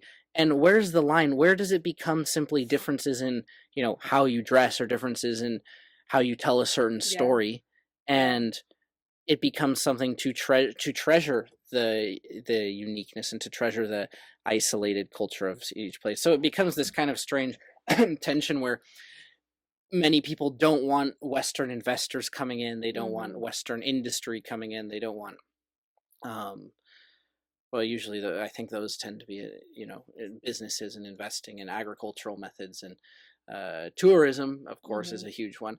And yet the locals, if you actually speak to them, they can celebrate it because it brings so much abundance. And so Yeah, it's very interesting tension. yeah, Anyway, that was kind of a long yeah. But I mean, tangent. yeah, it is really intriguing, and also overall, um, as travelers, I think about it sometimes. I think about, I'm glad to be alive in this time and able to travel in this time because, who knows what the world will look like in 50 years? Yeah, Like how quickly the world is becoming globalized. We're losing languages, we're losing yeah. Can we religions, become we're losing homogenous? traditions, we're losing all of these things are dying off very rapidly. Yeah, And sometimes I feel a bit of nostalgia and a bit of sadness for this, and even wish that I could have seen what it was like in the past, because I know, even though I appreciate the diversity that I can yeah, see now, I realized that it was even, yeah. greater in the past. And it's kind of mournful to think about a time when maybe we don't We'll all have. have settled on the same exact system of Yeah, whatever, and the world of will be less transportation, interesting. Like, of yeah, maybe. music, well, Hmm. not in the same system of music, but everything will have spread to such a point where everything Everything. is shared Yeah, and instantaneously homogenize, across all borders. and maybe the world will be, quote, a better place. Yeah, Maybe, like, we will have found the most efficient system, the most efficient language, the yeah, most, the religion or the set of yeah, beliefs that's most conducive to a harmonious and healthy yeah. lifestyle. The But perfect diet, yeah, the exactly. perfect daily routine. Yeah, but it'll be less interesting. Like, you Yeah, won't be able to go to China and say, like, "What do you eat here? What do you believe here?" You yeah, won't be able to go to Egypt and say, like, "Wow, this is really different." You won't have all this stimulus that makes which is, 80% of the reason why we travel, which is to yeah, expose ourselves to differences, yeah, differences than, where I grew up in California. And I mean, it'll be interesting to see how the world progresses, and maybe a bit sad as well, maybe a bit happy as we see, yeah, there becoming more, equality and yeah, more efficient systems, and less people in poverty. And it's mixed, but it's definitely something that I think about as a traveler. um yeah. this, the idea that diversity is part of what makes life very interesting and what compels me to travel. Totally. And even, even the inconveniences of it, like, even, people are always frustrated by, like, language barriers. Like, oh yeah, you feel this urge to visit a country where that, like, oh, they speak a lot of English there. um but then sometimes like, we'll remember being in Turkey or being in Egypt, or Bulgaria, places where, like in Bulgaria, for instance, not a lot of people speak English at all. Mm, And that's part of what makes it interesting, yeah, because you're like, wow, I'm here and it's so authentic.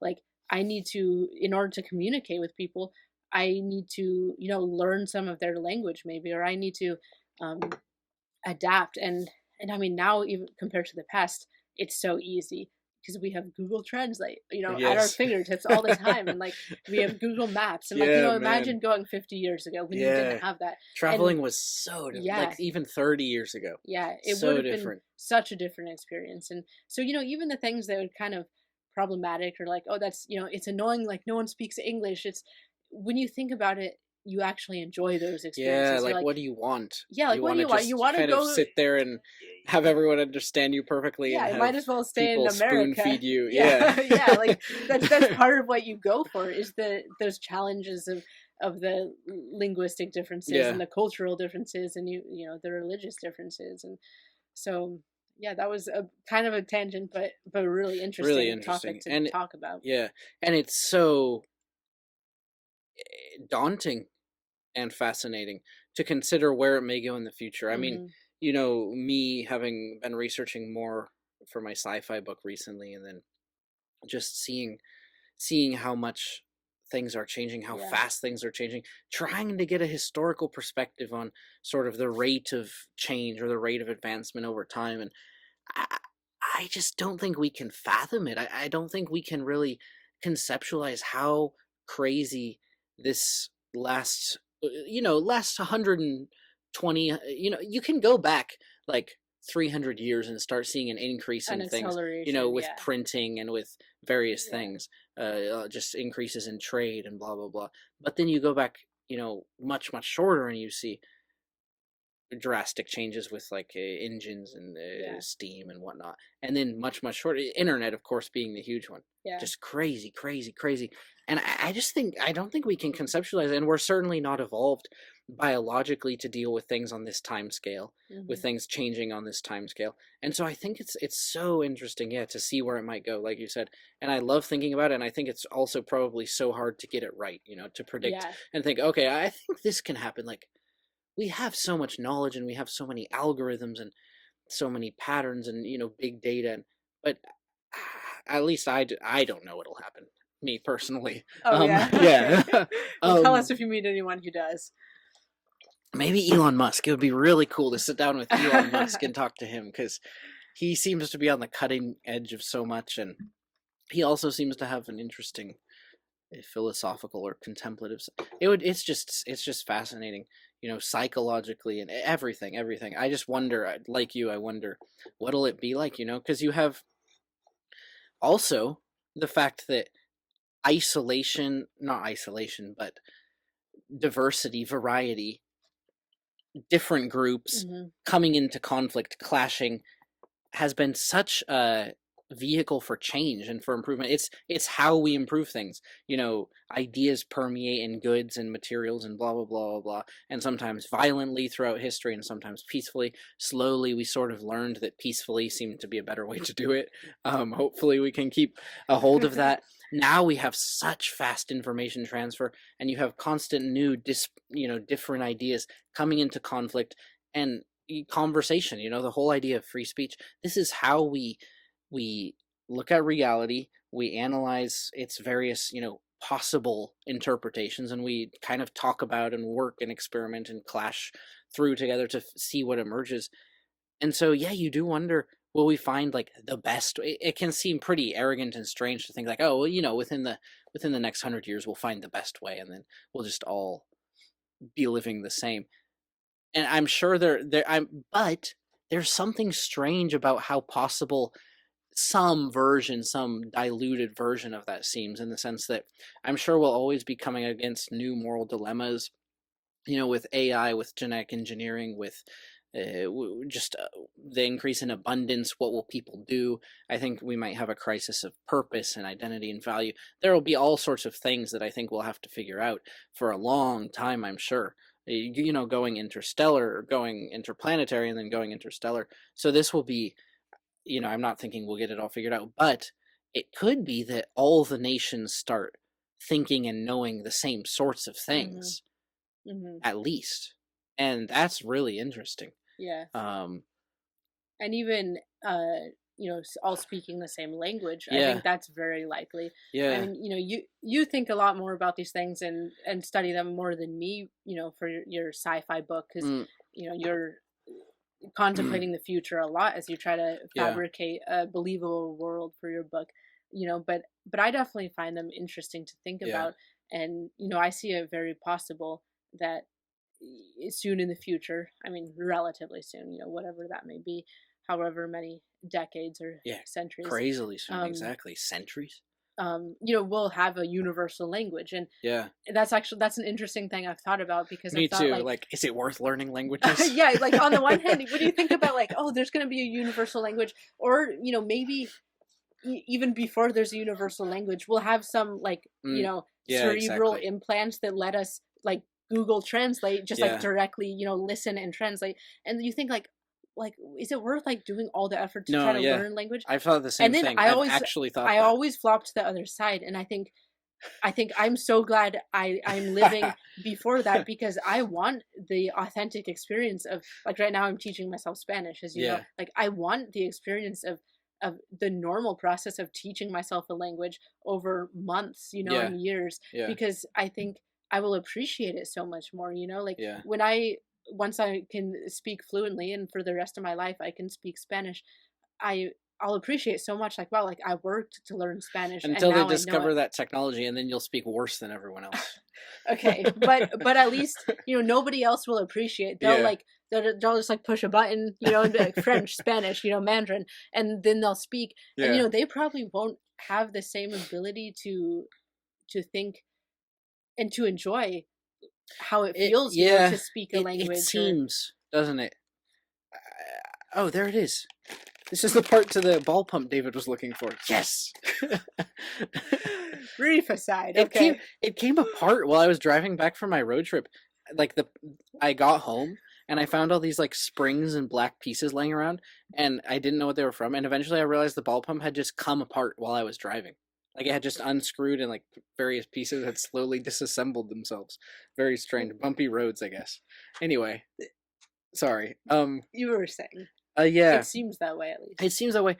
It seems like it always works out that way, philosophically you start to look into like, okay, well, should you really always tell the truth, or Mm, just anything, what is whatever, what is sacrifice? Oh, should you really work hard? Nowadays we have Google. Should we really whatever? mm, Like there's so much I think lack of discipline in today's culture because things are so easy, and you just see that it plays out. Okay, so now you can have a lack of discipline and still have a materially easy life, or you can have a mm-hmm, lack of discipline and still be financially stable. But and we just continue to see these deeper and deeper layers of psychological discontent,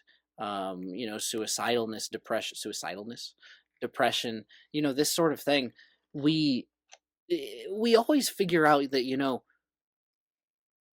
get what you reap what you sow, whatever yeah. you earn things. It just always ends up that way philosophically, it seems to. So it seems that way. Like you'll always be content for the work you'll have put into learning the language, and I think that's the case probably.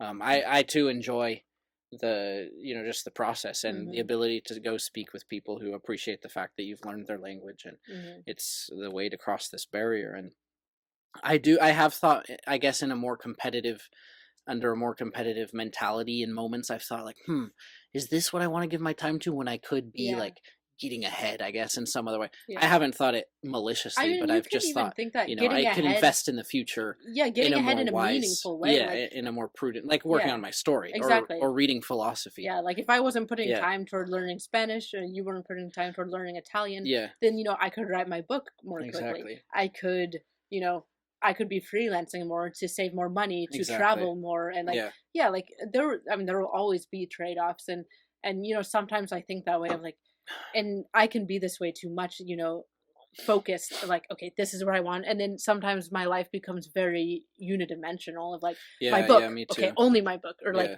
saving money, okay, only saving but money. sometimes, And then I yeah, lack some richness and some diversity of like, no, like, work on your book a little less, put time toward learning Spanish, put time toward reading other books, put time toward this and that. And all of that eventually will make my book, which I'm writing, Yeah. a more well-rounded, rich, interesting experience Yeah. because I will have inspiration from all these different sources. That's just one example. Yeah, no, I think that's right. And I think we're slightly different here. Probably me more so than you. Certainly me more so than you. Um, I more so than you. Struggle with lack of discipline or lack of ordering my life and Hmm. concretely enough or whatever or rigidly enough to be perfectly efficient with my time and to take tangible, consistent steps towards my goals. Um, so I tend to be, very spontaneous. I always want to pursue a lot of things. I'm always inspired kind of spontaneously in the moment to, oh, try this, oh, try this, oh, try this. And so I've found, for me, in moments, this unidimensionality that you were talking about. I, Yeah. I don't think that's good. I agree with you. I think we need to be well rounded. I think everything does, in this kind of multidimensional way, contribute ultimately to the becoming of Savannah and the book she can produce. But if you probably are much better at kind of juggling multiple balls or structuring multiple priorities in such a way as to like healthily roll forwards towards this goal, whereas sometimes I feel like I get so strained working towards multiple different things that I'll just kind of furl in and just, okay, I'm going to focus on this one thing, and I can take like 3 weeks just working on my book or something, and I can build all this momentum and this anticipation that I was lacking, and I can see like the tangible progress that I hadn't been making, and so I get this new kind of a spurt of perspective and inspiration, and then I'm like, okay, yeah, this is the feeling I need to live for. This is purpose. I'm making progress. I'm making strides. And then like from there, I'll kind of slowly try to weave in other things, and it's working slowly through the years. I'm getting the ability to, sometimes I'll reach these highs or these highs of strained energy, and I'll just kind of crash, and then I'll be a little bit despondent, like, oh, I'm not disciplining well, I'm not structuring well, and then um well, that can happen, or I can reach these highs of productivity without being strained, and then I don't really crash, but I just kind of something in my life shifts, and I take a step back, and I try to weave in other things. And through the years, I think I'm getting this perspective of being able to, with discipline, with productivity, with efficiency, weave in, juggle these multiple balls. But the unidimensionality thing you were mentioning, it made pop into my mind the thought that uh, it seems like something I guess you would encounter more and be discontent with, whereas I would struggle with being too scattered. And then when I find like the singularity of purpose, it's like a sense of achievement that I don't all the time experience, and so then I have this like fresh perspective to weave in these other things, even if in that moment the unidimensionality is unhealthy to a degree. Hmm. Does that make sense? Yeah. Yeah, that Mm. makes sense. I feel like there was some ultimate thought that I was leading towards, but I totally forgot it. Yeah, I mean, all of that came from language, even came Yeah, from how the world might be evolving and how travel might be right. changing, permanently. Yeah, Like you'll never be, we'll never be able to go back to a world with as much diversity as we have yeah. now, and with as much. Um, I mean, maybe we don't know. I mean, yeah, if there's an apocalypse Apocalypse, or something, or we fly to different planets, and like some of us evolve yeah, wings, and some yeah. of us. But barring such occurrences, it's unlikely that we'll ever Yeah, be able to go back and that anybody, that our children or our grandchildren will be able to experience what it was like to travel in, today.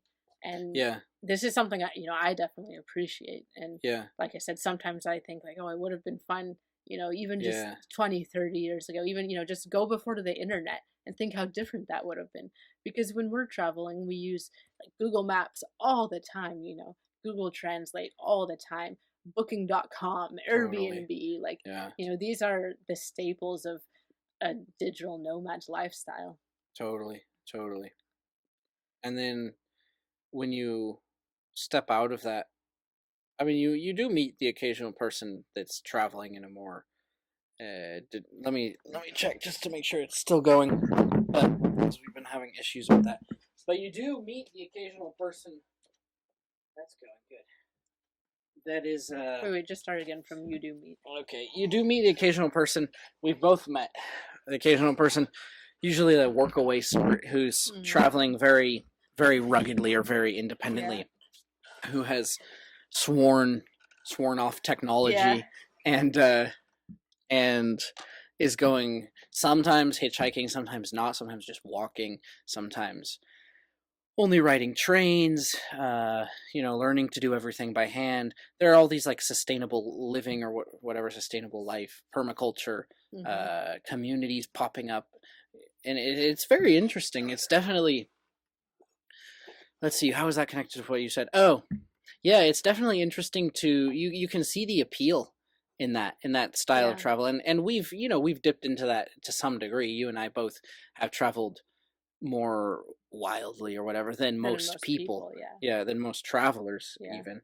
um and you can see the appeal. There's the peace of mind. There's the, I mean, when you have forced silence, when you are unable to connect with the world because you don't have internet, when you don't have everything at your fingertips, when you don't have all the thoughts of all humanity, all possible communication at your fingertips, when you're forced to just walk down a road in the silence of your own mind and just think, Contemplate. like, oh, Yeah. I can't do anything else, I just have to think. That's such a strange, it's so strange that that's such an alien feeling these days. Mm-hmm. But it is such an alien feeling these days. And people have had that for all of history. People have had, when you're out like working in the fields or whatever, you can get really bored, or you can think, or you sometimes you can talk, sometimes you can sing. But people have always had solitude and long stretches of time where they couldn't be more productive than they were already being, and whatever task they were about was simple enough, mundane enough, where large parts of their mind were unoccupied. This is so strange because nowadays we have this constant tug from all directions, and you can see the appeal because it's so unhealthy to be constantly exposed to that, and it's so draining it can be, and it needs to be controlled. It's very hard to control. So you can see the appeal to these people who travel differently, and the challenge, of course. You learn so much, you become so much more self-assured. So it is fascinating. It's an age, yeah, that doesn't seem likely to return, like you said. And Yeah. I mean, it's, some people think that's just an absolute abomination, an absolute evil. And you and I both tend to be much more optimistic, I would say. Yeah. What are your thoughts on that, on because that's an Yeah. I interesting mean, one that too, that is is really like, yeah. Is it good or is it bad? yeah. And it's not always like, to me, it's not always a moral dilemma. Like, Yeah, you it's, do you do have to start talking about, what is objectively good and bad. yeah, yeah. And because, like I was saying before, we might come up with more efficient systems for a lot of things. We might reduce poverty. We might, all of these things, they might fall under the umbrella of globalization and homogenization. And we couldn't have some of these benefits if we stayed as disparate as we are today, Okay. or as we were in the past. Um, and yet at the same time, it's undeniably sad that we're going to lose some of the richness of diverse culture, and um, some of the strengths. I could Is it different cultures. I is think it so. undeniably sad? Because I I think mean, so. I'm so saying first you have sad, to define richness, not necessarily bad, but sad. I right? think definitely. But you have to define richness, and you have to then determine why you feel this sentimental connection to. I'm not. I mean, I am kind of trying to play the devil's advocate, but I'm also saying it's an interesting thing to think about because, you know, improvement's improvement and should be sought for. What is improvement? Okay, we have to determine that. But if we have determined that it is improved, you know what I mean? Yeah, I think Why do what you I'm feel saying this is, emotional I think connection to there, this? I think there's a pool of things that fall in a category that's neither improvement nor cultural inferiority of the past, like It's okay. sexism or racism. I Yeah. think there's a middle pool of traditions, languages, um, maybe mindsets. Mindsets can definitely go toward the realm of, like, there's probably Of a, morality. a morality. Yeah, there's like Yeah. some cultural mindsets are better than others. In And of course, every culture has such a variety of mindsets. Yeah. That like each culture has its strengths and its weaknesses. Um, but mainly, yeah, traditions, languages, things like that that are gonna slowly fade away. And even if we keep them up in, in pretense, they won't. They'll slowly lose their authenticity that they had before. Um, like we Yes. can see, with our current, so I mean, so many current holidays, like, here in the US we have, Halloween and Christmas and Easter, but nobody treats these holidays with the significance that they used to have, or few people do, Probably. no, Yeah. like very few people on Halloween actually even know where it came from. Yeah. They just know that they dress up and go knocking on people's doors for candy. Yeah. And slowly you lose the heart of something. So it's a And part of it's sad, it's richness because it's a part of who we are. And a part of who we are is valuable inherently because whether good or bad, it has formed us. That has been the process by which we came to where we are now. And now looking back, we cannot, and it would be foolish to extricate ourselves from that and say, "Oh, this is not us, or this is bad or good, and this is bad and good, and this is bad and good, and we don't want any part of the bad." We have to acknowledge that this is us in the sense that it has brought us here, given us the information, the perspective, the culture, the memories that now prepare us for wherever we're going to go next. And we have to honor, we have to understand it yeah, if we want to know what we know. yeah, and maybe And you don't have to honor, any parts of it that were unhealthy. maybe the um suffering that, yeah, that, yeah, yeah, like you can, it's healthy to say like, okay, we want to move past those elements of, yes, prior civilizations and prior humanity that caused a more suffering in the world. yeah, We must move past that. But we can't entirely criticize it. At least I think nowadays people are this very, bothers, yeah, we very always talk flippant. about this. People are very flippant about saying like, "Oh, I can't believe they did that back then. I can't Yeah, believe they were racist. Like, I can't believe like Nazis. I can't believe that. And I yeah, people can't are like, believe." "Oh, seriously, it's 2021." Yeah, And it's like, you understand that you have to acknowledge that yes, we know so much more now. Thank our ancestors, thank God, thank our ancestors, thank everything that's come before. Now we know more. It is 2021. Why? Because 2021 years of suffering came before. So at the same time, it always feels a bit demeaning, or I grimace inside to hear it's 2021. Like, oh, we're so much better yeah, than like yes, Aristotle. yes, our civilization is more advanced in a lot of ways. In that, we don't, we don't have slavery, we don't have, Yeah, sexism, or at least a lot of these negative things we don't have, at least as much. um but and I don't think but people to realize that, suppose, but to drastic. presume that we are fundamentally morally superior to our Yeah, ancestors is a very rash, I think to so. say that like if I had been back then, Yeah, there is yeah, no way I would have, you know, oh, there's no way I would have been racist. There's no way I would have been sexist. There's no yeah. way, like to assume that you can take the mindset that you have that's been cultivated by the very specific scenario that you grew up in, the country you grew up in, the exact time you grew up in it, the family, the belief systems. To imagine that you could take the mindset that you have that's been, an amalgam of all these factors, This and that you long, could just, difficult process of yeah, and history. not only of your own life, but your parents, your Yeah, grandparents, that the evolution that through all the generations. And to say that you could take that and transport it back to whatever point in history where some atrocity yeah. happened, and say like, I would have never, I think that's very, uh Naive, very naive, very arrogant. arrogant, Yeah, very, reckless. I think so. um why did I start saying that? I was talking A about lot of people these cultures, days, yeah. We were talking about the good and the bad people elements of who cultures. think, yeah, who think that it's just generally negative that the world is advancing, and then I asked you what you think about that because there's these kind of two, Mm, I don't know if it's two narratives, but yeah, these polar two kind of camps. opinions, yeah. And then you went into a lot of people nowadays. I don't think, what was it? Appreciate. They don't have a good perspective on the how the negative elements of our cultures in Yeah, the past have formed us today, and how, yeah. how, I mean, it's a good thing that we've Just moved out of gratitude. them. Yeah, Yeah, just gratitude to the past. yeah, and Understanding and gratitude. yeah, Yeah.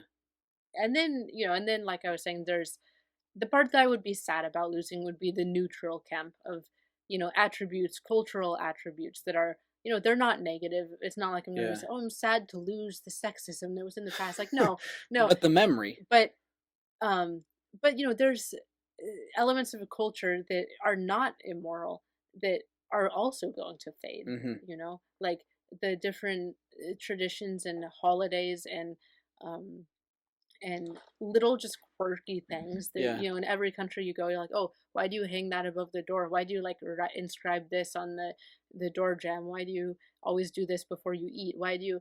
And some of these rituals come from things in the past that is now it's like, oh, science has disproved the fact that there's, like evil spirits that possess, witches or something. So we no longer like, carve Put hexafoils breadcrumbs above out. our Yeah. door. We no longer like bury iron knives underneath our doorstep so that Yeah. witches can't cross, or, we no longer do these things, and because they come from myths in the past. But some of them are still um interesting things. They give character, they give flavor, and I think, the world will be less interesting when you Hmm. travel and you can no longer talk to the locals where you go, and you can no longer ask them, why do you do that? Why do you do that? Mhm. Because everyone will do the same things. In the future, it'll be much less diverse. Hmm. Yeah. I definitely, yeah, tend to instinctively, I feel like my instincts tend to fall into the same sort of mentality. Hmm. There will be something missed, something sad about letting that go. And I think that's what our anti-technology traveling friends, whatever, Hmm. to give them a name, would say. But then I think they lack perspective of, just Some Steven of the ways in Pinker. which the world is becoming Yeah, better. just like you can't actually sit with a town full of women who have just lost their children or their husbands, I mean, to war, or their children to a disease. You can't actually sit with them and think, oh yeah, things should stay this way. We shouldn't have vaccines, or we shouldn't Hmm. have, malaria, whatever. Just all the things that just vast, vast, vast support from all the numbers that these things are getting objectively better, Hmm. and it's a very strange sort of abstract philosophical romanticism, or kind of this existential kind of what even is it, like you could take existential like absurdism and say the purpose we must find is the challenge itself, and so the more challenge there is the better, and there's not enough challenge these days, and so people are morally, the moral culture is disintegrating for this reason, and that's actually making reality itself worse. Like there's some sort of abstract thinking that these people go through to come upon the conclusion that it was better when more people had to struggle because they knew what value was or something. Hmm. And I just think I kind of lost my train of thought there, but I agree with Steven Pinker, which I don't think you've read his I or haven't heard read, but much I've from him. listened to him. Okay. But just this thing of, we have to say that some sort of concrete material measurement can reflect objective good, like Hmm. objective improvement. And why not say like people not dying, It's less good. rape, yeah, more, less violent, whatever neurons are firing in our brain to create this experience of horror and pain and disgust. Less of that might be good. Like we have to say something like that, and I would Hmm. tend to agree with that. Like at some point, Yeah. you just have to, because otherwise you can go back and back. Ah, that's what I was going to say. Do you think it could be kind of like growing up, like on an individual personal level? We start off, and we have all these very, very just fond, carefree memories we think of when we were younger, from when we were younger. We remember how we used to Hmm. whatever, hide each other's laundry around the house Yeah. and chase each other. And we used to hide the pizza dough from mom and Yeah. these sorts of things, that might, leaving the morality out of it for the moment. Not that we were immoral to hide pizza dough, but leaving that entire question out, the things of, when we misbehaved, or certain parenting methods, or certain, spats between siblings, just the pizza dough, just the neutral stuff. Yeah. That The stuff. immense delight that you have Yeah. in everything when you're a child, the Yeah. curiosity, the Yeah. ability to be satisfied by, you know, a simple like, oh look, there's a stream and there's Yeah. some mossy stones, and to you, you're so fascinated by Yeah. that. You can spend hours just Yeah. exploring around. Yeah. I'm saying yeah a lot. I don't think it sounds the best in the audio. Um, do you think, as we grow, we look back and we have this, strong nostalgia, and we think, oh, the old customs we had before our house burned, Hmm. those were so special. Oh, that land is special. I mean, the house burning brings up a little bit of complexity into it, but the old customs we had before we grew older, the star charts on the sticker charts on the fridge, Hmm. these sorts of things. Do you think it could be sort of like that, where we look back and we would never go back? We're always finding more Hmm. purpose and more fulfillment, and we want to keep striding into the future in search of what we see as greater things. But we will always be fond of these, memories that gave us character and brought us to where we Hmm. are. Do you think it could be kind of like that on a societal level, or a species level, where we look back and we say, oh, these were special things and these were unique things, and now they're gone, and it's kind of a sorrow of something not existing anymore, but not in and of itself an inferior State of state of being. being. Yeah. Oh, that's interesting. I haven't thought about that before. Um, yeah. Well, Huh. definitely, once you've gone forward and left your childhood, whether it's literal childhood or cultural childhood, um, I think you definitely, once you've left it, it becomes absurd to think about going Mm-hmm. back. Just like we could apply it to the future, to the next 50 or 100 years, or we could apply it to, even just the past 50 or 100 years and say, now that we're here, it would be absurd to go back to before the internet. It'd be absurd Yeah. to willingly, voluntarily just say, like, you know what, like, as humanity, let's agree, internet was bad. Yeah. Let's, get rid of it. Because now the benefits that come of having the internet. You know that, yeah, I mean, there's huge detriments as well, perhaps in the mental and emotional and relational health of people, and addictions to social media and to entertainment. But there's also the benefits, Yeah. we're able to do so much, we're able to save lives with, and knowing that, it would be absurd to go back and say, no, let's not have the internet, or let's not have um the automobile, or let's not have any of these things, let's not have any medicines or vaccines. Let's go back to polio, let's go Yeah. back to smallpox, let's go back to, because life was more interesting, right? Like if it's more interesting when you might get polio and you might not, and then when you don't get polio, you're like, yes, I didn't get polio, and you have something to be grateful for. And like, nobody nowadays is like, wow, I didn't get polio, I'm so thankful, like, because we don't even think about it. But that would be kind of strange to like voluntarily Mm-hmm. say, like, yeah, let's go back to that.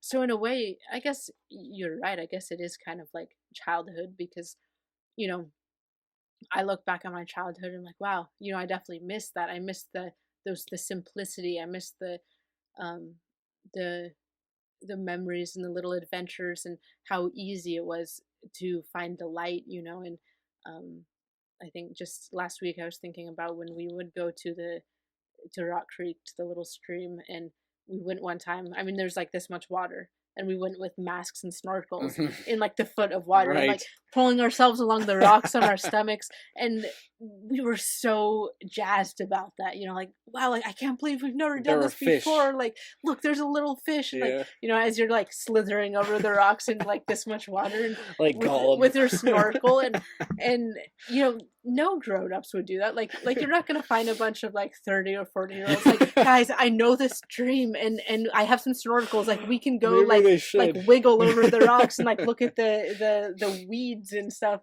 Yeah. but when you're a kid, it was so exciting, and, yeah, I miss the novelty of everything, But you but have kind of to like give you up were your saying, innocence, don't you, in order to find something yeah, a that's greater deeper. vision, like, yeah, like you were saying, It seems that way. now that I'm not a child anymore, I can miss those elements, but at the same time, I'm glad to be in the position of, okay, now I'm independent. I can make of my life what I will, Hmm. and I can develop a vision for, okay, how do I want to spend my time in a way that contributes meaningfully to humanity? Hmm. And when you're a kid, you lack the wherewithal, you lack the capacity to do that. Not saying that kids like can't contribute to humanity, but And they also not saying it should be obvious, but not saying that our ancestors and all that, not saying they were less prepared or less capable of greatness or fulfillment or meaning, or not no. saying they were children compared to us, but just kind of comparing on the emotional a scale. Perhaps morality doesn't need to appear, and we can still feel sorrow and just Yeah, and I mean our ancestors had to spend so much more time just striving for, enough yeah, sustenance. And that's not an exact parallel to when you're a child, because it's yeah, not like when you're a yeah, child you're striving for sustenance and then you yeah, grow up and you don't have to. But just, what your time is absorbed doing. yeah. Our ancestors, when you're a child, it's, much simpler things in a sense. And now that we're grown up as an individual and culturally, it's like, culturally, we have the luxury of and independence to think, okay, well, what do I want to do? Because I don't have to be at the farm all Right. day, and as an individual, the same thing. I can think, okay, what do I want to do? What do I find meaningful? And And there are so dangers to that. There's huge dangers. Kids, I'm sure, at least below a certain age, aren't going to struggle at all with, or as much with suicide and depression. yeah, or And like most of crises that of, would come with, yeah, with adolescence identity stepping into adulthood. yeah. So I don't want to interrupt you, but there are dangers to that, and but here I go. There are dangers to that, and bigger dangers than you could ever face as a child. Perhaps now we will have a crisis of identity, but you would never go back. Hmm. Anyway, continue. Yeah, well, I mean, that was a good direction to go, because, yeah, I mean, I was gonna say, you can miss those things, but just like you said, you wouldn't want to go back. Hmm. At least now that you have come this far, it becomes impossible to go back. Yeah, Um, and there will always be benefits, pros and cons to any stage of life, to any stage of culture. yeah, Yeah, you could say if you lived in the Middle Ages, some things would be more invigorating, some things would be more interesting, more challenging, like, for sure, yeah, like, and that could make life, exciting. and yeah, and it's, I don't think it's wrong to let yourself imagine, like, oh, like, an element of that could have been fun to experience. And I'll never quite get to experience that because I have Wi-Fi everywhere I go, and hmm. I have, uh but so, it's okay to have that, but also realize that you probably would have died when you're like 35 if you had lived then. Yeah, and yeah, and I mean, unless you want that, you probably should have some gratitude for living, in 2021. yeah. Interesting. So, two questions. I wonder. It would be nice to have someone. It would be nice to have someone who thought differently than us here, like some third party to comment, because we probably think fairly similarly. Uh-huh. But that can always come. Two questions were what do you say to the people that we could imagine, or we know of some at least. I would say a minority, but what would you say to the people who say, oh yeah, we should go back, it was better? Because there are definitely people who think internet will just be the end, and Yeah. And uh, there are ways in which there are big scary problems yeah, presented by it. totally. So yeah, uh, and then the second question is pretty contingent upon that one. What do you say to those people? And or not contingent necessarily, but second, do you think there could ever be some catastrophic, apocalyptic, whatever event that would be? I mean, of course, we would say there would be some catastrophic event that would be good to avoid. We're not going to deny that. If we find out some way to destroy everything and do like that's obviously not preferable. But do you? Some What would the people would question be disagree. then? It is Yeah, by no like means what obvious sort that of? is not preferable. That's true. That's true. That's another conversation. What do you say to the people who say we should go back? And then what sorts of scenarios could you imagine where it might be better to have not reached a certain stage of advancement? Because Hmm.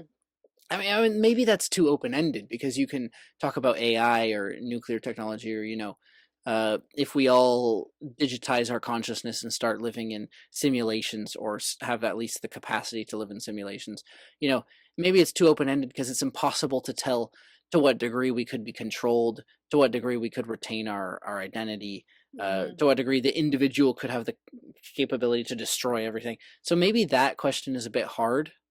What prompted it? I was thinking of, oh, in like 100 years or so, how we might not need to use language. We might just have like Hmm.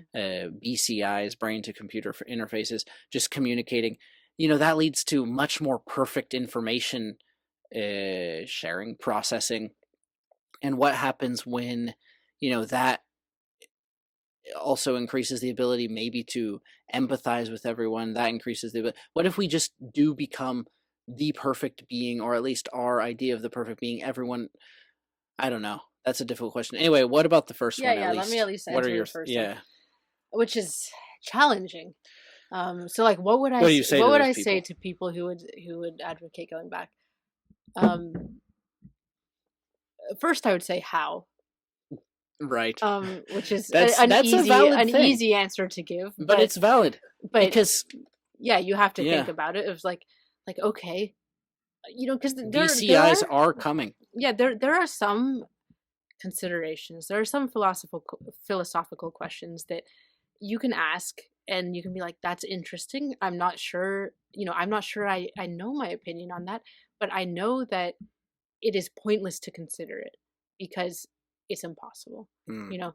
And with this one, it's not technically impossible to go back. You could hypothetically, imagine some apocalypse or something, And some maybe some people just go intentionally, back yeah, voluntarily, just in voluntarily, isolated pockets.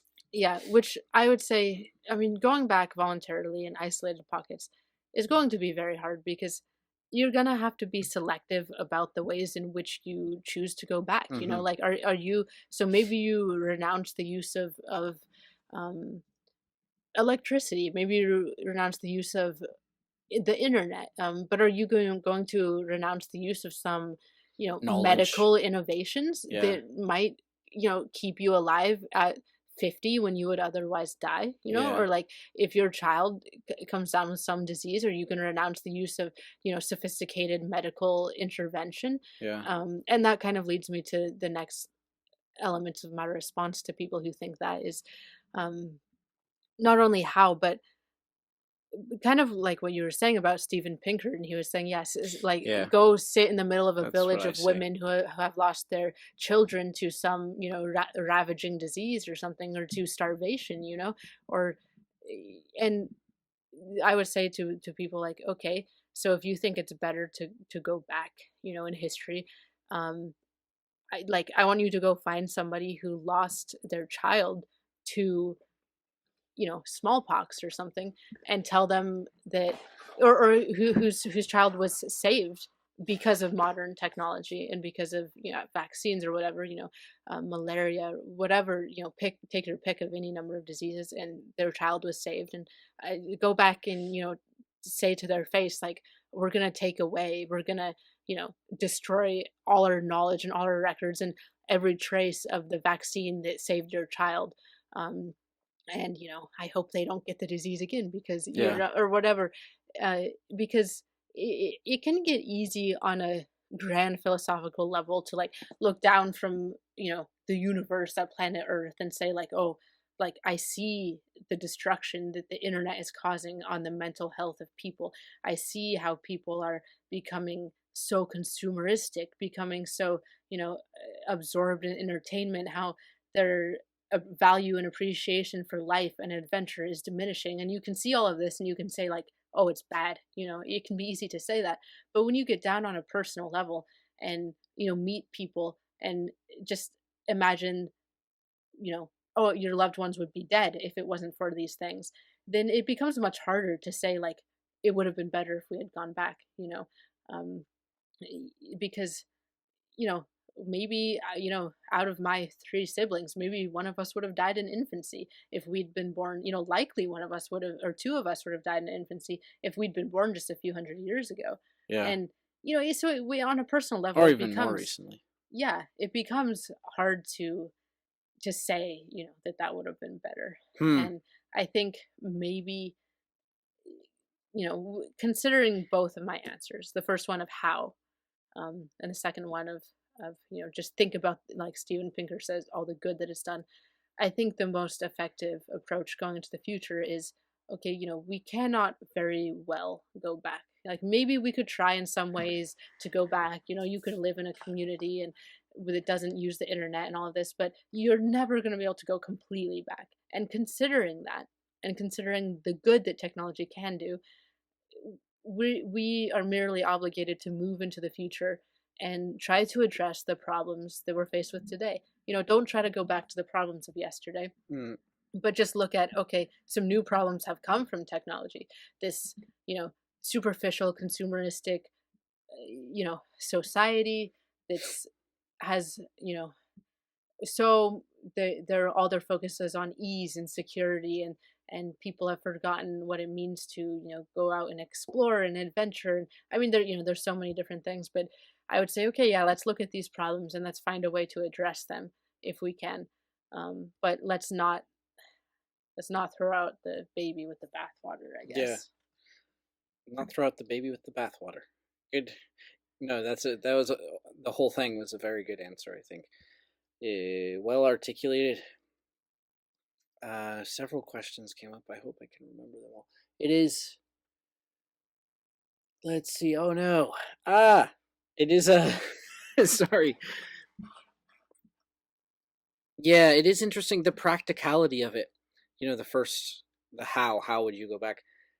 There is something there that is key, which is kind of strange. But at a certain point, I think the morality and the values of reality, the conversation concerning values, does become dependent, maybe even fully dependent, or at least fully intertwined with the conversation of practicality. What is the case? This is strange because the whole kind of question of morality is what should be done, what should we do, what ought we to do. So it's looking at possibility or potential, whatever. Um, and yet and you could say we should not develop any further. We should not develop any further in this way and this way and this way and this way, but in these harmful ways. But it does become a bit strange because, like, we know BCIs are coming. What do people try to focus on? As far as I can see, people try to focus on more efficient ways of doing things. Like Mhm. all advancement, so much advancement at least has just always been more better ways of doing things. Yeah. And what has better meant? Well, better has often meant more efficient, meaning conserving energy to be applied to other things. So trying as best we can to, through understanding how the universe is, through understanding how things work, trying to give the most energy to the highest priority things possible, trying to, in other words, conserve the most energy possible. So communicating more quickly, communicating with less effort, uh, all those things. So doing things efficiently, but then also improvement has been understanding what would it be? Understanding how things work, or understanding, it goes hand in hand. Understanding the full consequences of things, like the full set of consequences of a thing, so that not only are you able to do everything more efficiently, but you understand more fully, oh, when you actually when you create nuclear reactors or whatever for this purpose, it can also this technology can also be used for nuclear bombs. Oh, when you create a better way of man, I'm struggling for examples. But when you create a stronger, I mean, it's bad to use this example because war caused so much innovation, but when you create a stronger, more durable metal for a plow, it can also create a stronger, more durable sword. So why was I going here? More efficiently doing things and understanding the full consequences of things. These things to me seem like sort of the double pillars of advancement. And I don't think you can really look at the full span of reality and say, well, we need to just understand perfectly the sorts of things that we should pursue and the sorts of consequences that are all going to be good. And we should only do those things and perfectly avoid all the negative things. That seems to me like, going back to the question of what do you say to those people, Uh-huh. that seems to me like ultimately just naive, unrealistic, arrogant, whatever. In a way, you could say, sure, that's what people have been Yeah, trying to do that's exactly forever. exactly that's exactly what we're trying to do. But like, That just causes the that is yeah, advancement. you Yeah, you understand life backwards, but you must live it yeah, forwards. yes, exactly. Yeah, that's a good way to sum it up. That's Exactly. not my words. Okay, I forget who said that, it but sounds like a quote. I didn't just spin that off. But It's yeah, applicable though. yeah, totally. So, I've heard some people say, well, we should go back to just before internet. Radio was fine. You could share a lot of information that way. We still had, fast means of getting around. We still had fairly good. I've heard people say that, and it's so strange to me because, first of all, we've made so many strides since then in so many ways, and I just can't imagine like how you would try to hold a coherent worldview or whatever while defending that viewpoint, because it's like, well, we continue to advance just without internet. Like, we continue to understand like X about medicine and X about transportation, but and maybe creating rocket ships, but we don't discover internet. I just don't really, I can't conceive of it. So in a certain after at a certain level, it's like the practicality of this is what we try to do. We try, like you said, we try to understand what we should do and how to do it best, and in doing that we create all these things, we bring all these things into being that have all these ripple effects that we're never going to be able to understand them perfectly until we actually do that. We're never going to be able to predict perfectly. So I don't Hmm. know, this is getting very strange, but there's something there anyway about the practicality being just inextricably Yeah. tied to. So your whole thing of how would you go back, I don't think it's so simple and silly as it sounds. I think it's Uh-huh. kind of fundamentally tied to the what is it to advance or to be, and what do we try, how do we value anything.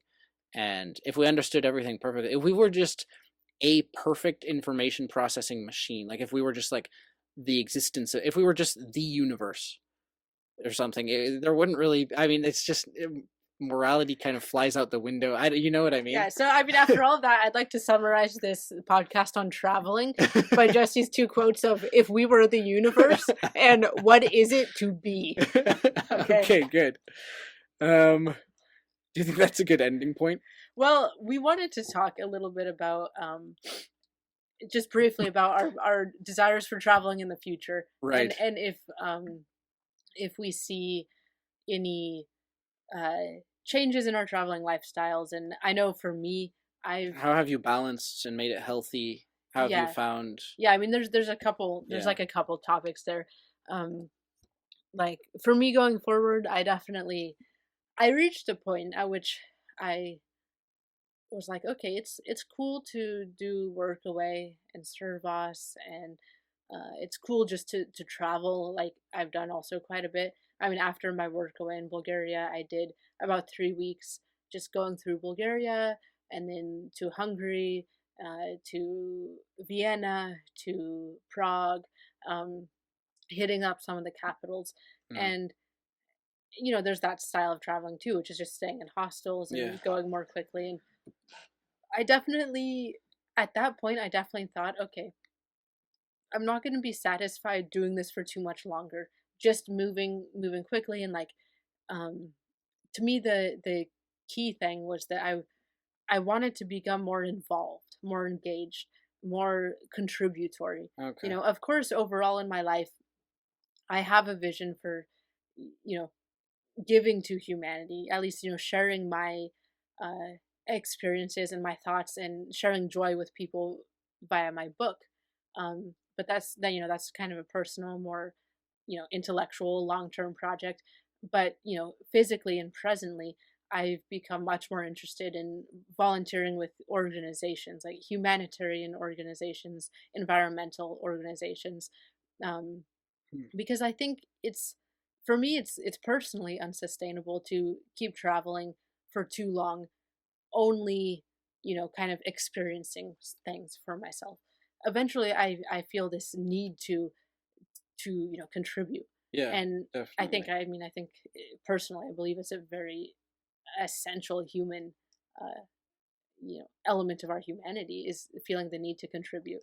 And I think eventually, if you spend your whole life just traveling for your own self and to absorb these experiences, it can get a bit selfish, if you're not contributing in some dimension. And that's, I'm not saying like, oh, you need to volunteer with some organization. Like, there's so many ways in which you can contribute. Like I said, my book could be one, or if you're a photographer or a journalist, or even you can contribute just with the conversations you have with people, or generosity that you have, helping as in when you come to situations that you could use help. There's so many ways, but for me, I've been interested in, yeah, humanitarian or environmental organizations where I could help with, you know, anything from, building houses to disaster relief to, planting trees in Okay. the jungle, or so many things like that. I've gotten pretty Animals. excited. Yeah, helping with animals. I would love to do that because I love animals. That would be great. Um, Although there's probably more schooling, or Maybe. I always but hope that hopefully like they not. could use somebody, even though I don't have specific like Yeah, veterinary schooling or anything, like I'm here, I'm I'm sure there's willing any something. physical labor I Yeah, would love to do, I'm to sure. help. And so I've become really excited about that in the future.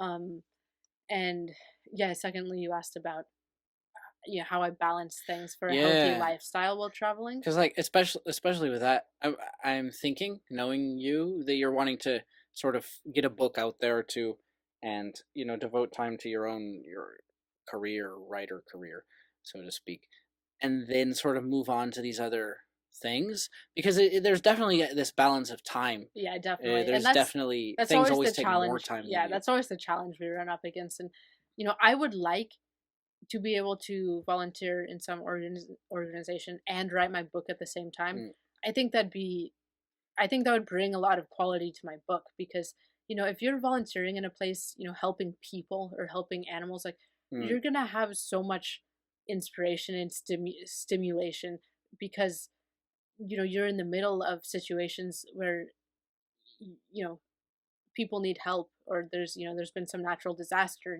and these are the things that contribute the most to storytelling. yeah, And so I always imagine that if I could do both simultaneously, that would be ideal. Of course, I realize, yeah, something like volunteering in that sort of environment could take up most of my time, in which case I might need to do like a few months on, a few months off. yeah. Like I don't really want to just go sit somewhere in an apartment in like Southeast Asia and write my book, You because don't. I need some sort of stimulus. I You mean, don't think you maybe could I do could that do and that have like, if I'm also taking the daytime or something to go, like maybe learn scuba diving is something I wanted to do, okay. or This is the sort of thing some I'm sort of, thinking about, because, as you know, I'm yeah, considering doing exactly that, going somewhere cheaper, yeah, just and pretty much being somewhere, because I've lacked that over the last several years, yeah, and just focusing more, because I've also lacked that, focusing more directly, not full time as in a full time job, but just making that my work, priority, getting yeah, the book yeah. done, and I feel like I do need that concentration, space, and time. But yeah, you need other You need stuff. stimulation, Yeah. yeah. So yeah, I mean, I feel like it's a constant process of going and be testing, like, okay, how is this Mm, working? Is this tenable? Is this feasible? Um, and maybe it'll something will be good for a month, but then you get restless and you need more inspiration, so then you have to move or something. Yeah. And yeah, it's definitely travel and writing is definitely a balance between stability and uncertainty, because Yeah. you need both, if you're just traveling all the time, then you're not going to have enough predictability to write your book. If you're just, it's all hectic, you're moving every night and you don't have, you don't have a dedicated time at any time part of the day. But if you're in one place too long, like with COVID or something, then you get bored, and Mm. then the inspiration is hard to come. So it's Yes. a balance. um I know that those are two top priorities for me, is the volunteering, the contributing, and the writing of my book. And so maybe I'll have to alternate some, maybe, Okay. I don't know. It also depends with COVID. um Maybe volunteering in some of those organizations isn't going to be ideal Mm. right now with COVID. Right. Maybe it will be a better time for me to, you know go, be in a place, get an apartment, and in some country where I can have the stimulus of being in a new country, meeting new people, but I'll have the stability of having a place, a designated place to write my book. um I don't know, we'll see. Okay. But a shift. Yeah, at least I'm mixing up. It's not like I don't want to do any of the travel I was doing in the past, which was, yeah, staying in hostels, moving from place Hmm. to place, like I did in when I was going through those European countries or in the UK, or doing work away. It's not that I don't want to do any of that. I definitely enjoyed all of that, but And you didn't I actually just do that want to much. I mean, interesting. Sorry. Go want to on. mix in a little bit. At some point in the near future, the Yeah. next year or 2 years, I want to mix in, Yeah. Okay. some of the Okay. Yeah. volunteering. So you're looking at longer term sort of plans. Yeah, Yeah. Yeah, I was just gonna say, like, you pretty much started traveling. We were in Turkey together. Then we lived in Spain a little bit, and then we traveled with the family, and then you did work away a little bit, and then and with David in the UK, yeah, and and then you then came home. after work away, 3 weeks, with Rainer Okay. in Right. going through the Right. European Yeah. countries. So as far as like fast traveling, it was really only after we lived in Spain. I mean, it was really, like about a year or less. Yeah. And so it's just interesting to keep track of sort of, you know, when does the desire for some sense of contribution Hmm. start coming? Yeah. For me, I mean, Workaway is contributing also. That's also Definitely, true. Yeah. yeah. It's just different, Yeah. and you may feel a lot of times like you're contributing to something that, Eventually, you begin to, maybe you don't have as much personal investment in it. yeah, I often find I start feeling like there are more efficient ways or more meaningful ways to do certain things. I start wanting to sort of see. For me, interesting is, I've been at it a bit longer, and I started feeling this desire to do something of my own. Like Hmm. if I'm going to do farming or horses or whatever, I want to oversee it myself because this isn't efficient and oh, this is a bit annoying. And I started feeling this desire to, oversee something of my own, to create something that I'm the captain of. And that's weird because it's self-absorbed in a way, or self-centered. And I do have this keen desire to get the podcast going, to get the book going, and this is very much, focused on Jesse. Now it's meaningful. I think it's giving to the world. I think it's a worthy purpose for my life. But let's see. I do sometimes have this strange feeling of like, why? I don't know. I don't know. I'm pretty happy where I am. It can be odd at work after workaways, because after a while you get fed up, like, like let me just do something, Yeah. my way or more meaningful. Or maybe it's the temporary nature of it. Maybe, yeah, like you said, it's the lack of personal, investment. Maybe if you found a workaway where you really just resonated with the vision of the people, Yeah. you could And just you could stay just forever. adopt some of Yeah. the meaningfulness of it as your own Yeah. personally. Yeah.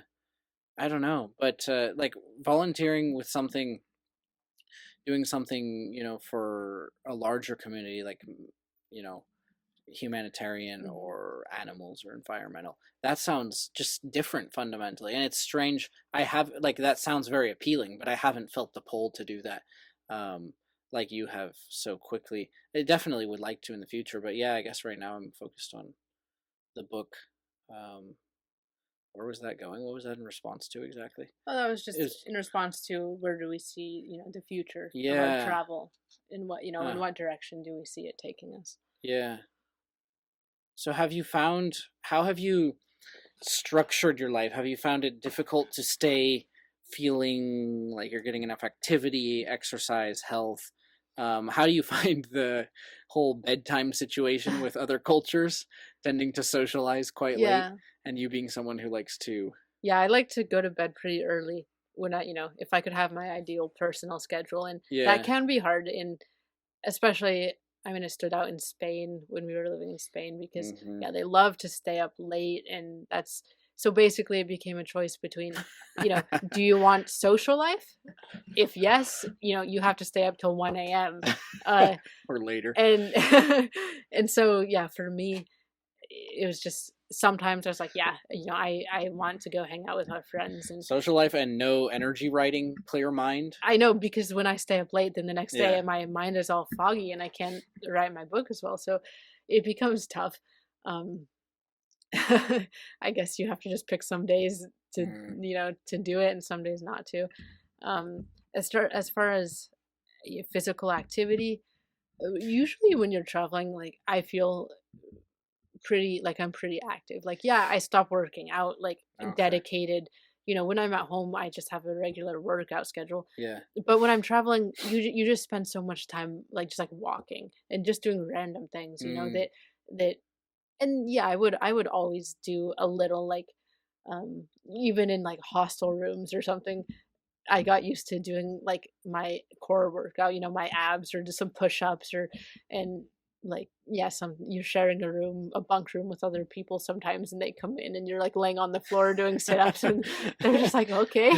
But I got used to just keeping a few minimalistic exercises that I would do like you know, push-ups, sit-ups, yeah. handstands, Yeah. things that you can do anywhere, pull-ups if you find the right, tree branch Because and people always ask surprisingly often, which makes sense now after having traveled, and wanting this routine and this consistency that I've lacked.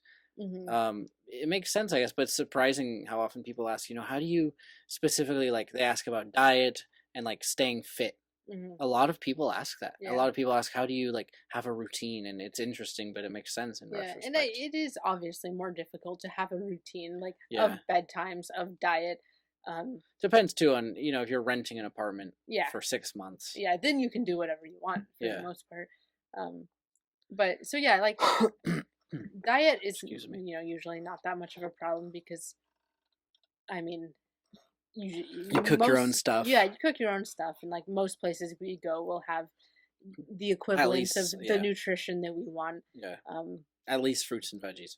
yeah, and then yeah, sleep can be hard sometimes, but like physical activity, you can, yeah, maybe you won't have a schedule as much as you do when you're at home, but there's always ways to get Yeah. physical activity everywhere. Like I mean, maybe it'll be hard if you're in a place like Egypt or something where like I can't just like go for a run in Egypt.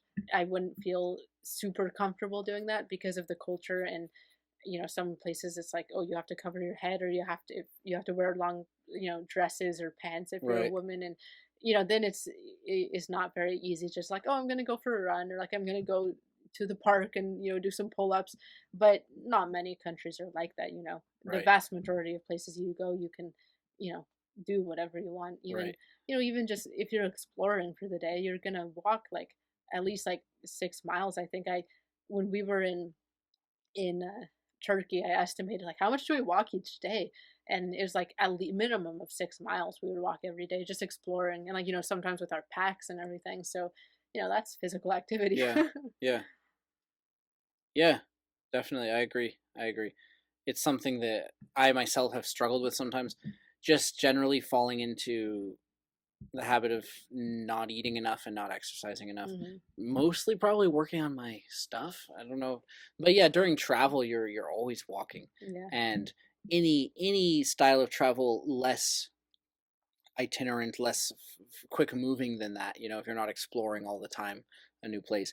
Any style of travel more stable is going to have more stability, and you're going to be able to go out and find soccer team or find a Yeah. place to run or A whatever. playground to Yeah, work out at it. yeah. Yeah. And the diet too. Yeah, I definitely find myself surprised by how many people are concerned by that. And it's, I mean, you're traveling. What do you expect? Like, you have to make some sort of sacrifice. Maybe Yeah. some places the food your body will have to get used to. Yeah. But also, like But we were saying about languages, that's part of the fun. Like yeah, you wouldn't want to be in, like Bulgaria and just be like, oh yeah, I'll just go to McDonald's or like yeah, I'll go to Walmart and get my normal shopping list. Like, right. no, that's so much of the fun is being in Bulgaria and being like, okay, the closest village is a half-hour walk. I guess I'll walk there, and there's like Yeah. one tiny store, and you're like, okay, what do they have? I'll buy some nuts. That's good. That's healthy, and like they have like nuts and candy, and like Yeah. like that's part of the fun. Let's see.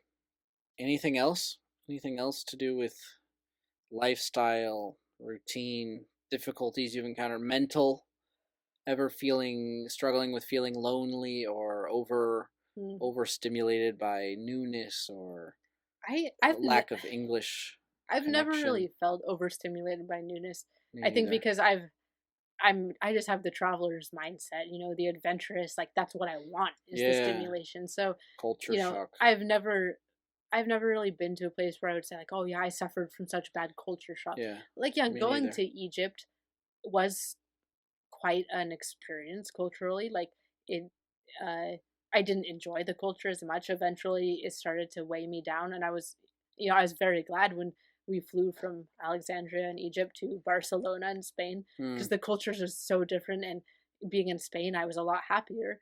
Um there's so much more freedom there and the people are happier and more kind and but yeah, like I wouldn't say in Egypt I had like culture shock. Like I wouldn't describe it that, intensely. Right. Um Loneliness, like yeah, I think that's something all travelers have to experience is um especially if you're traveling alone.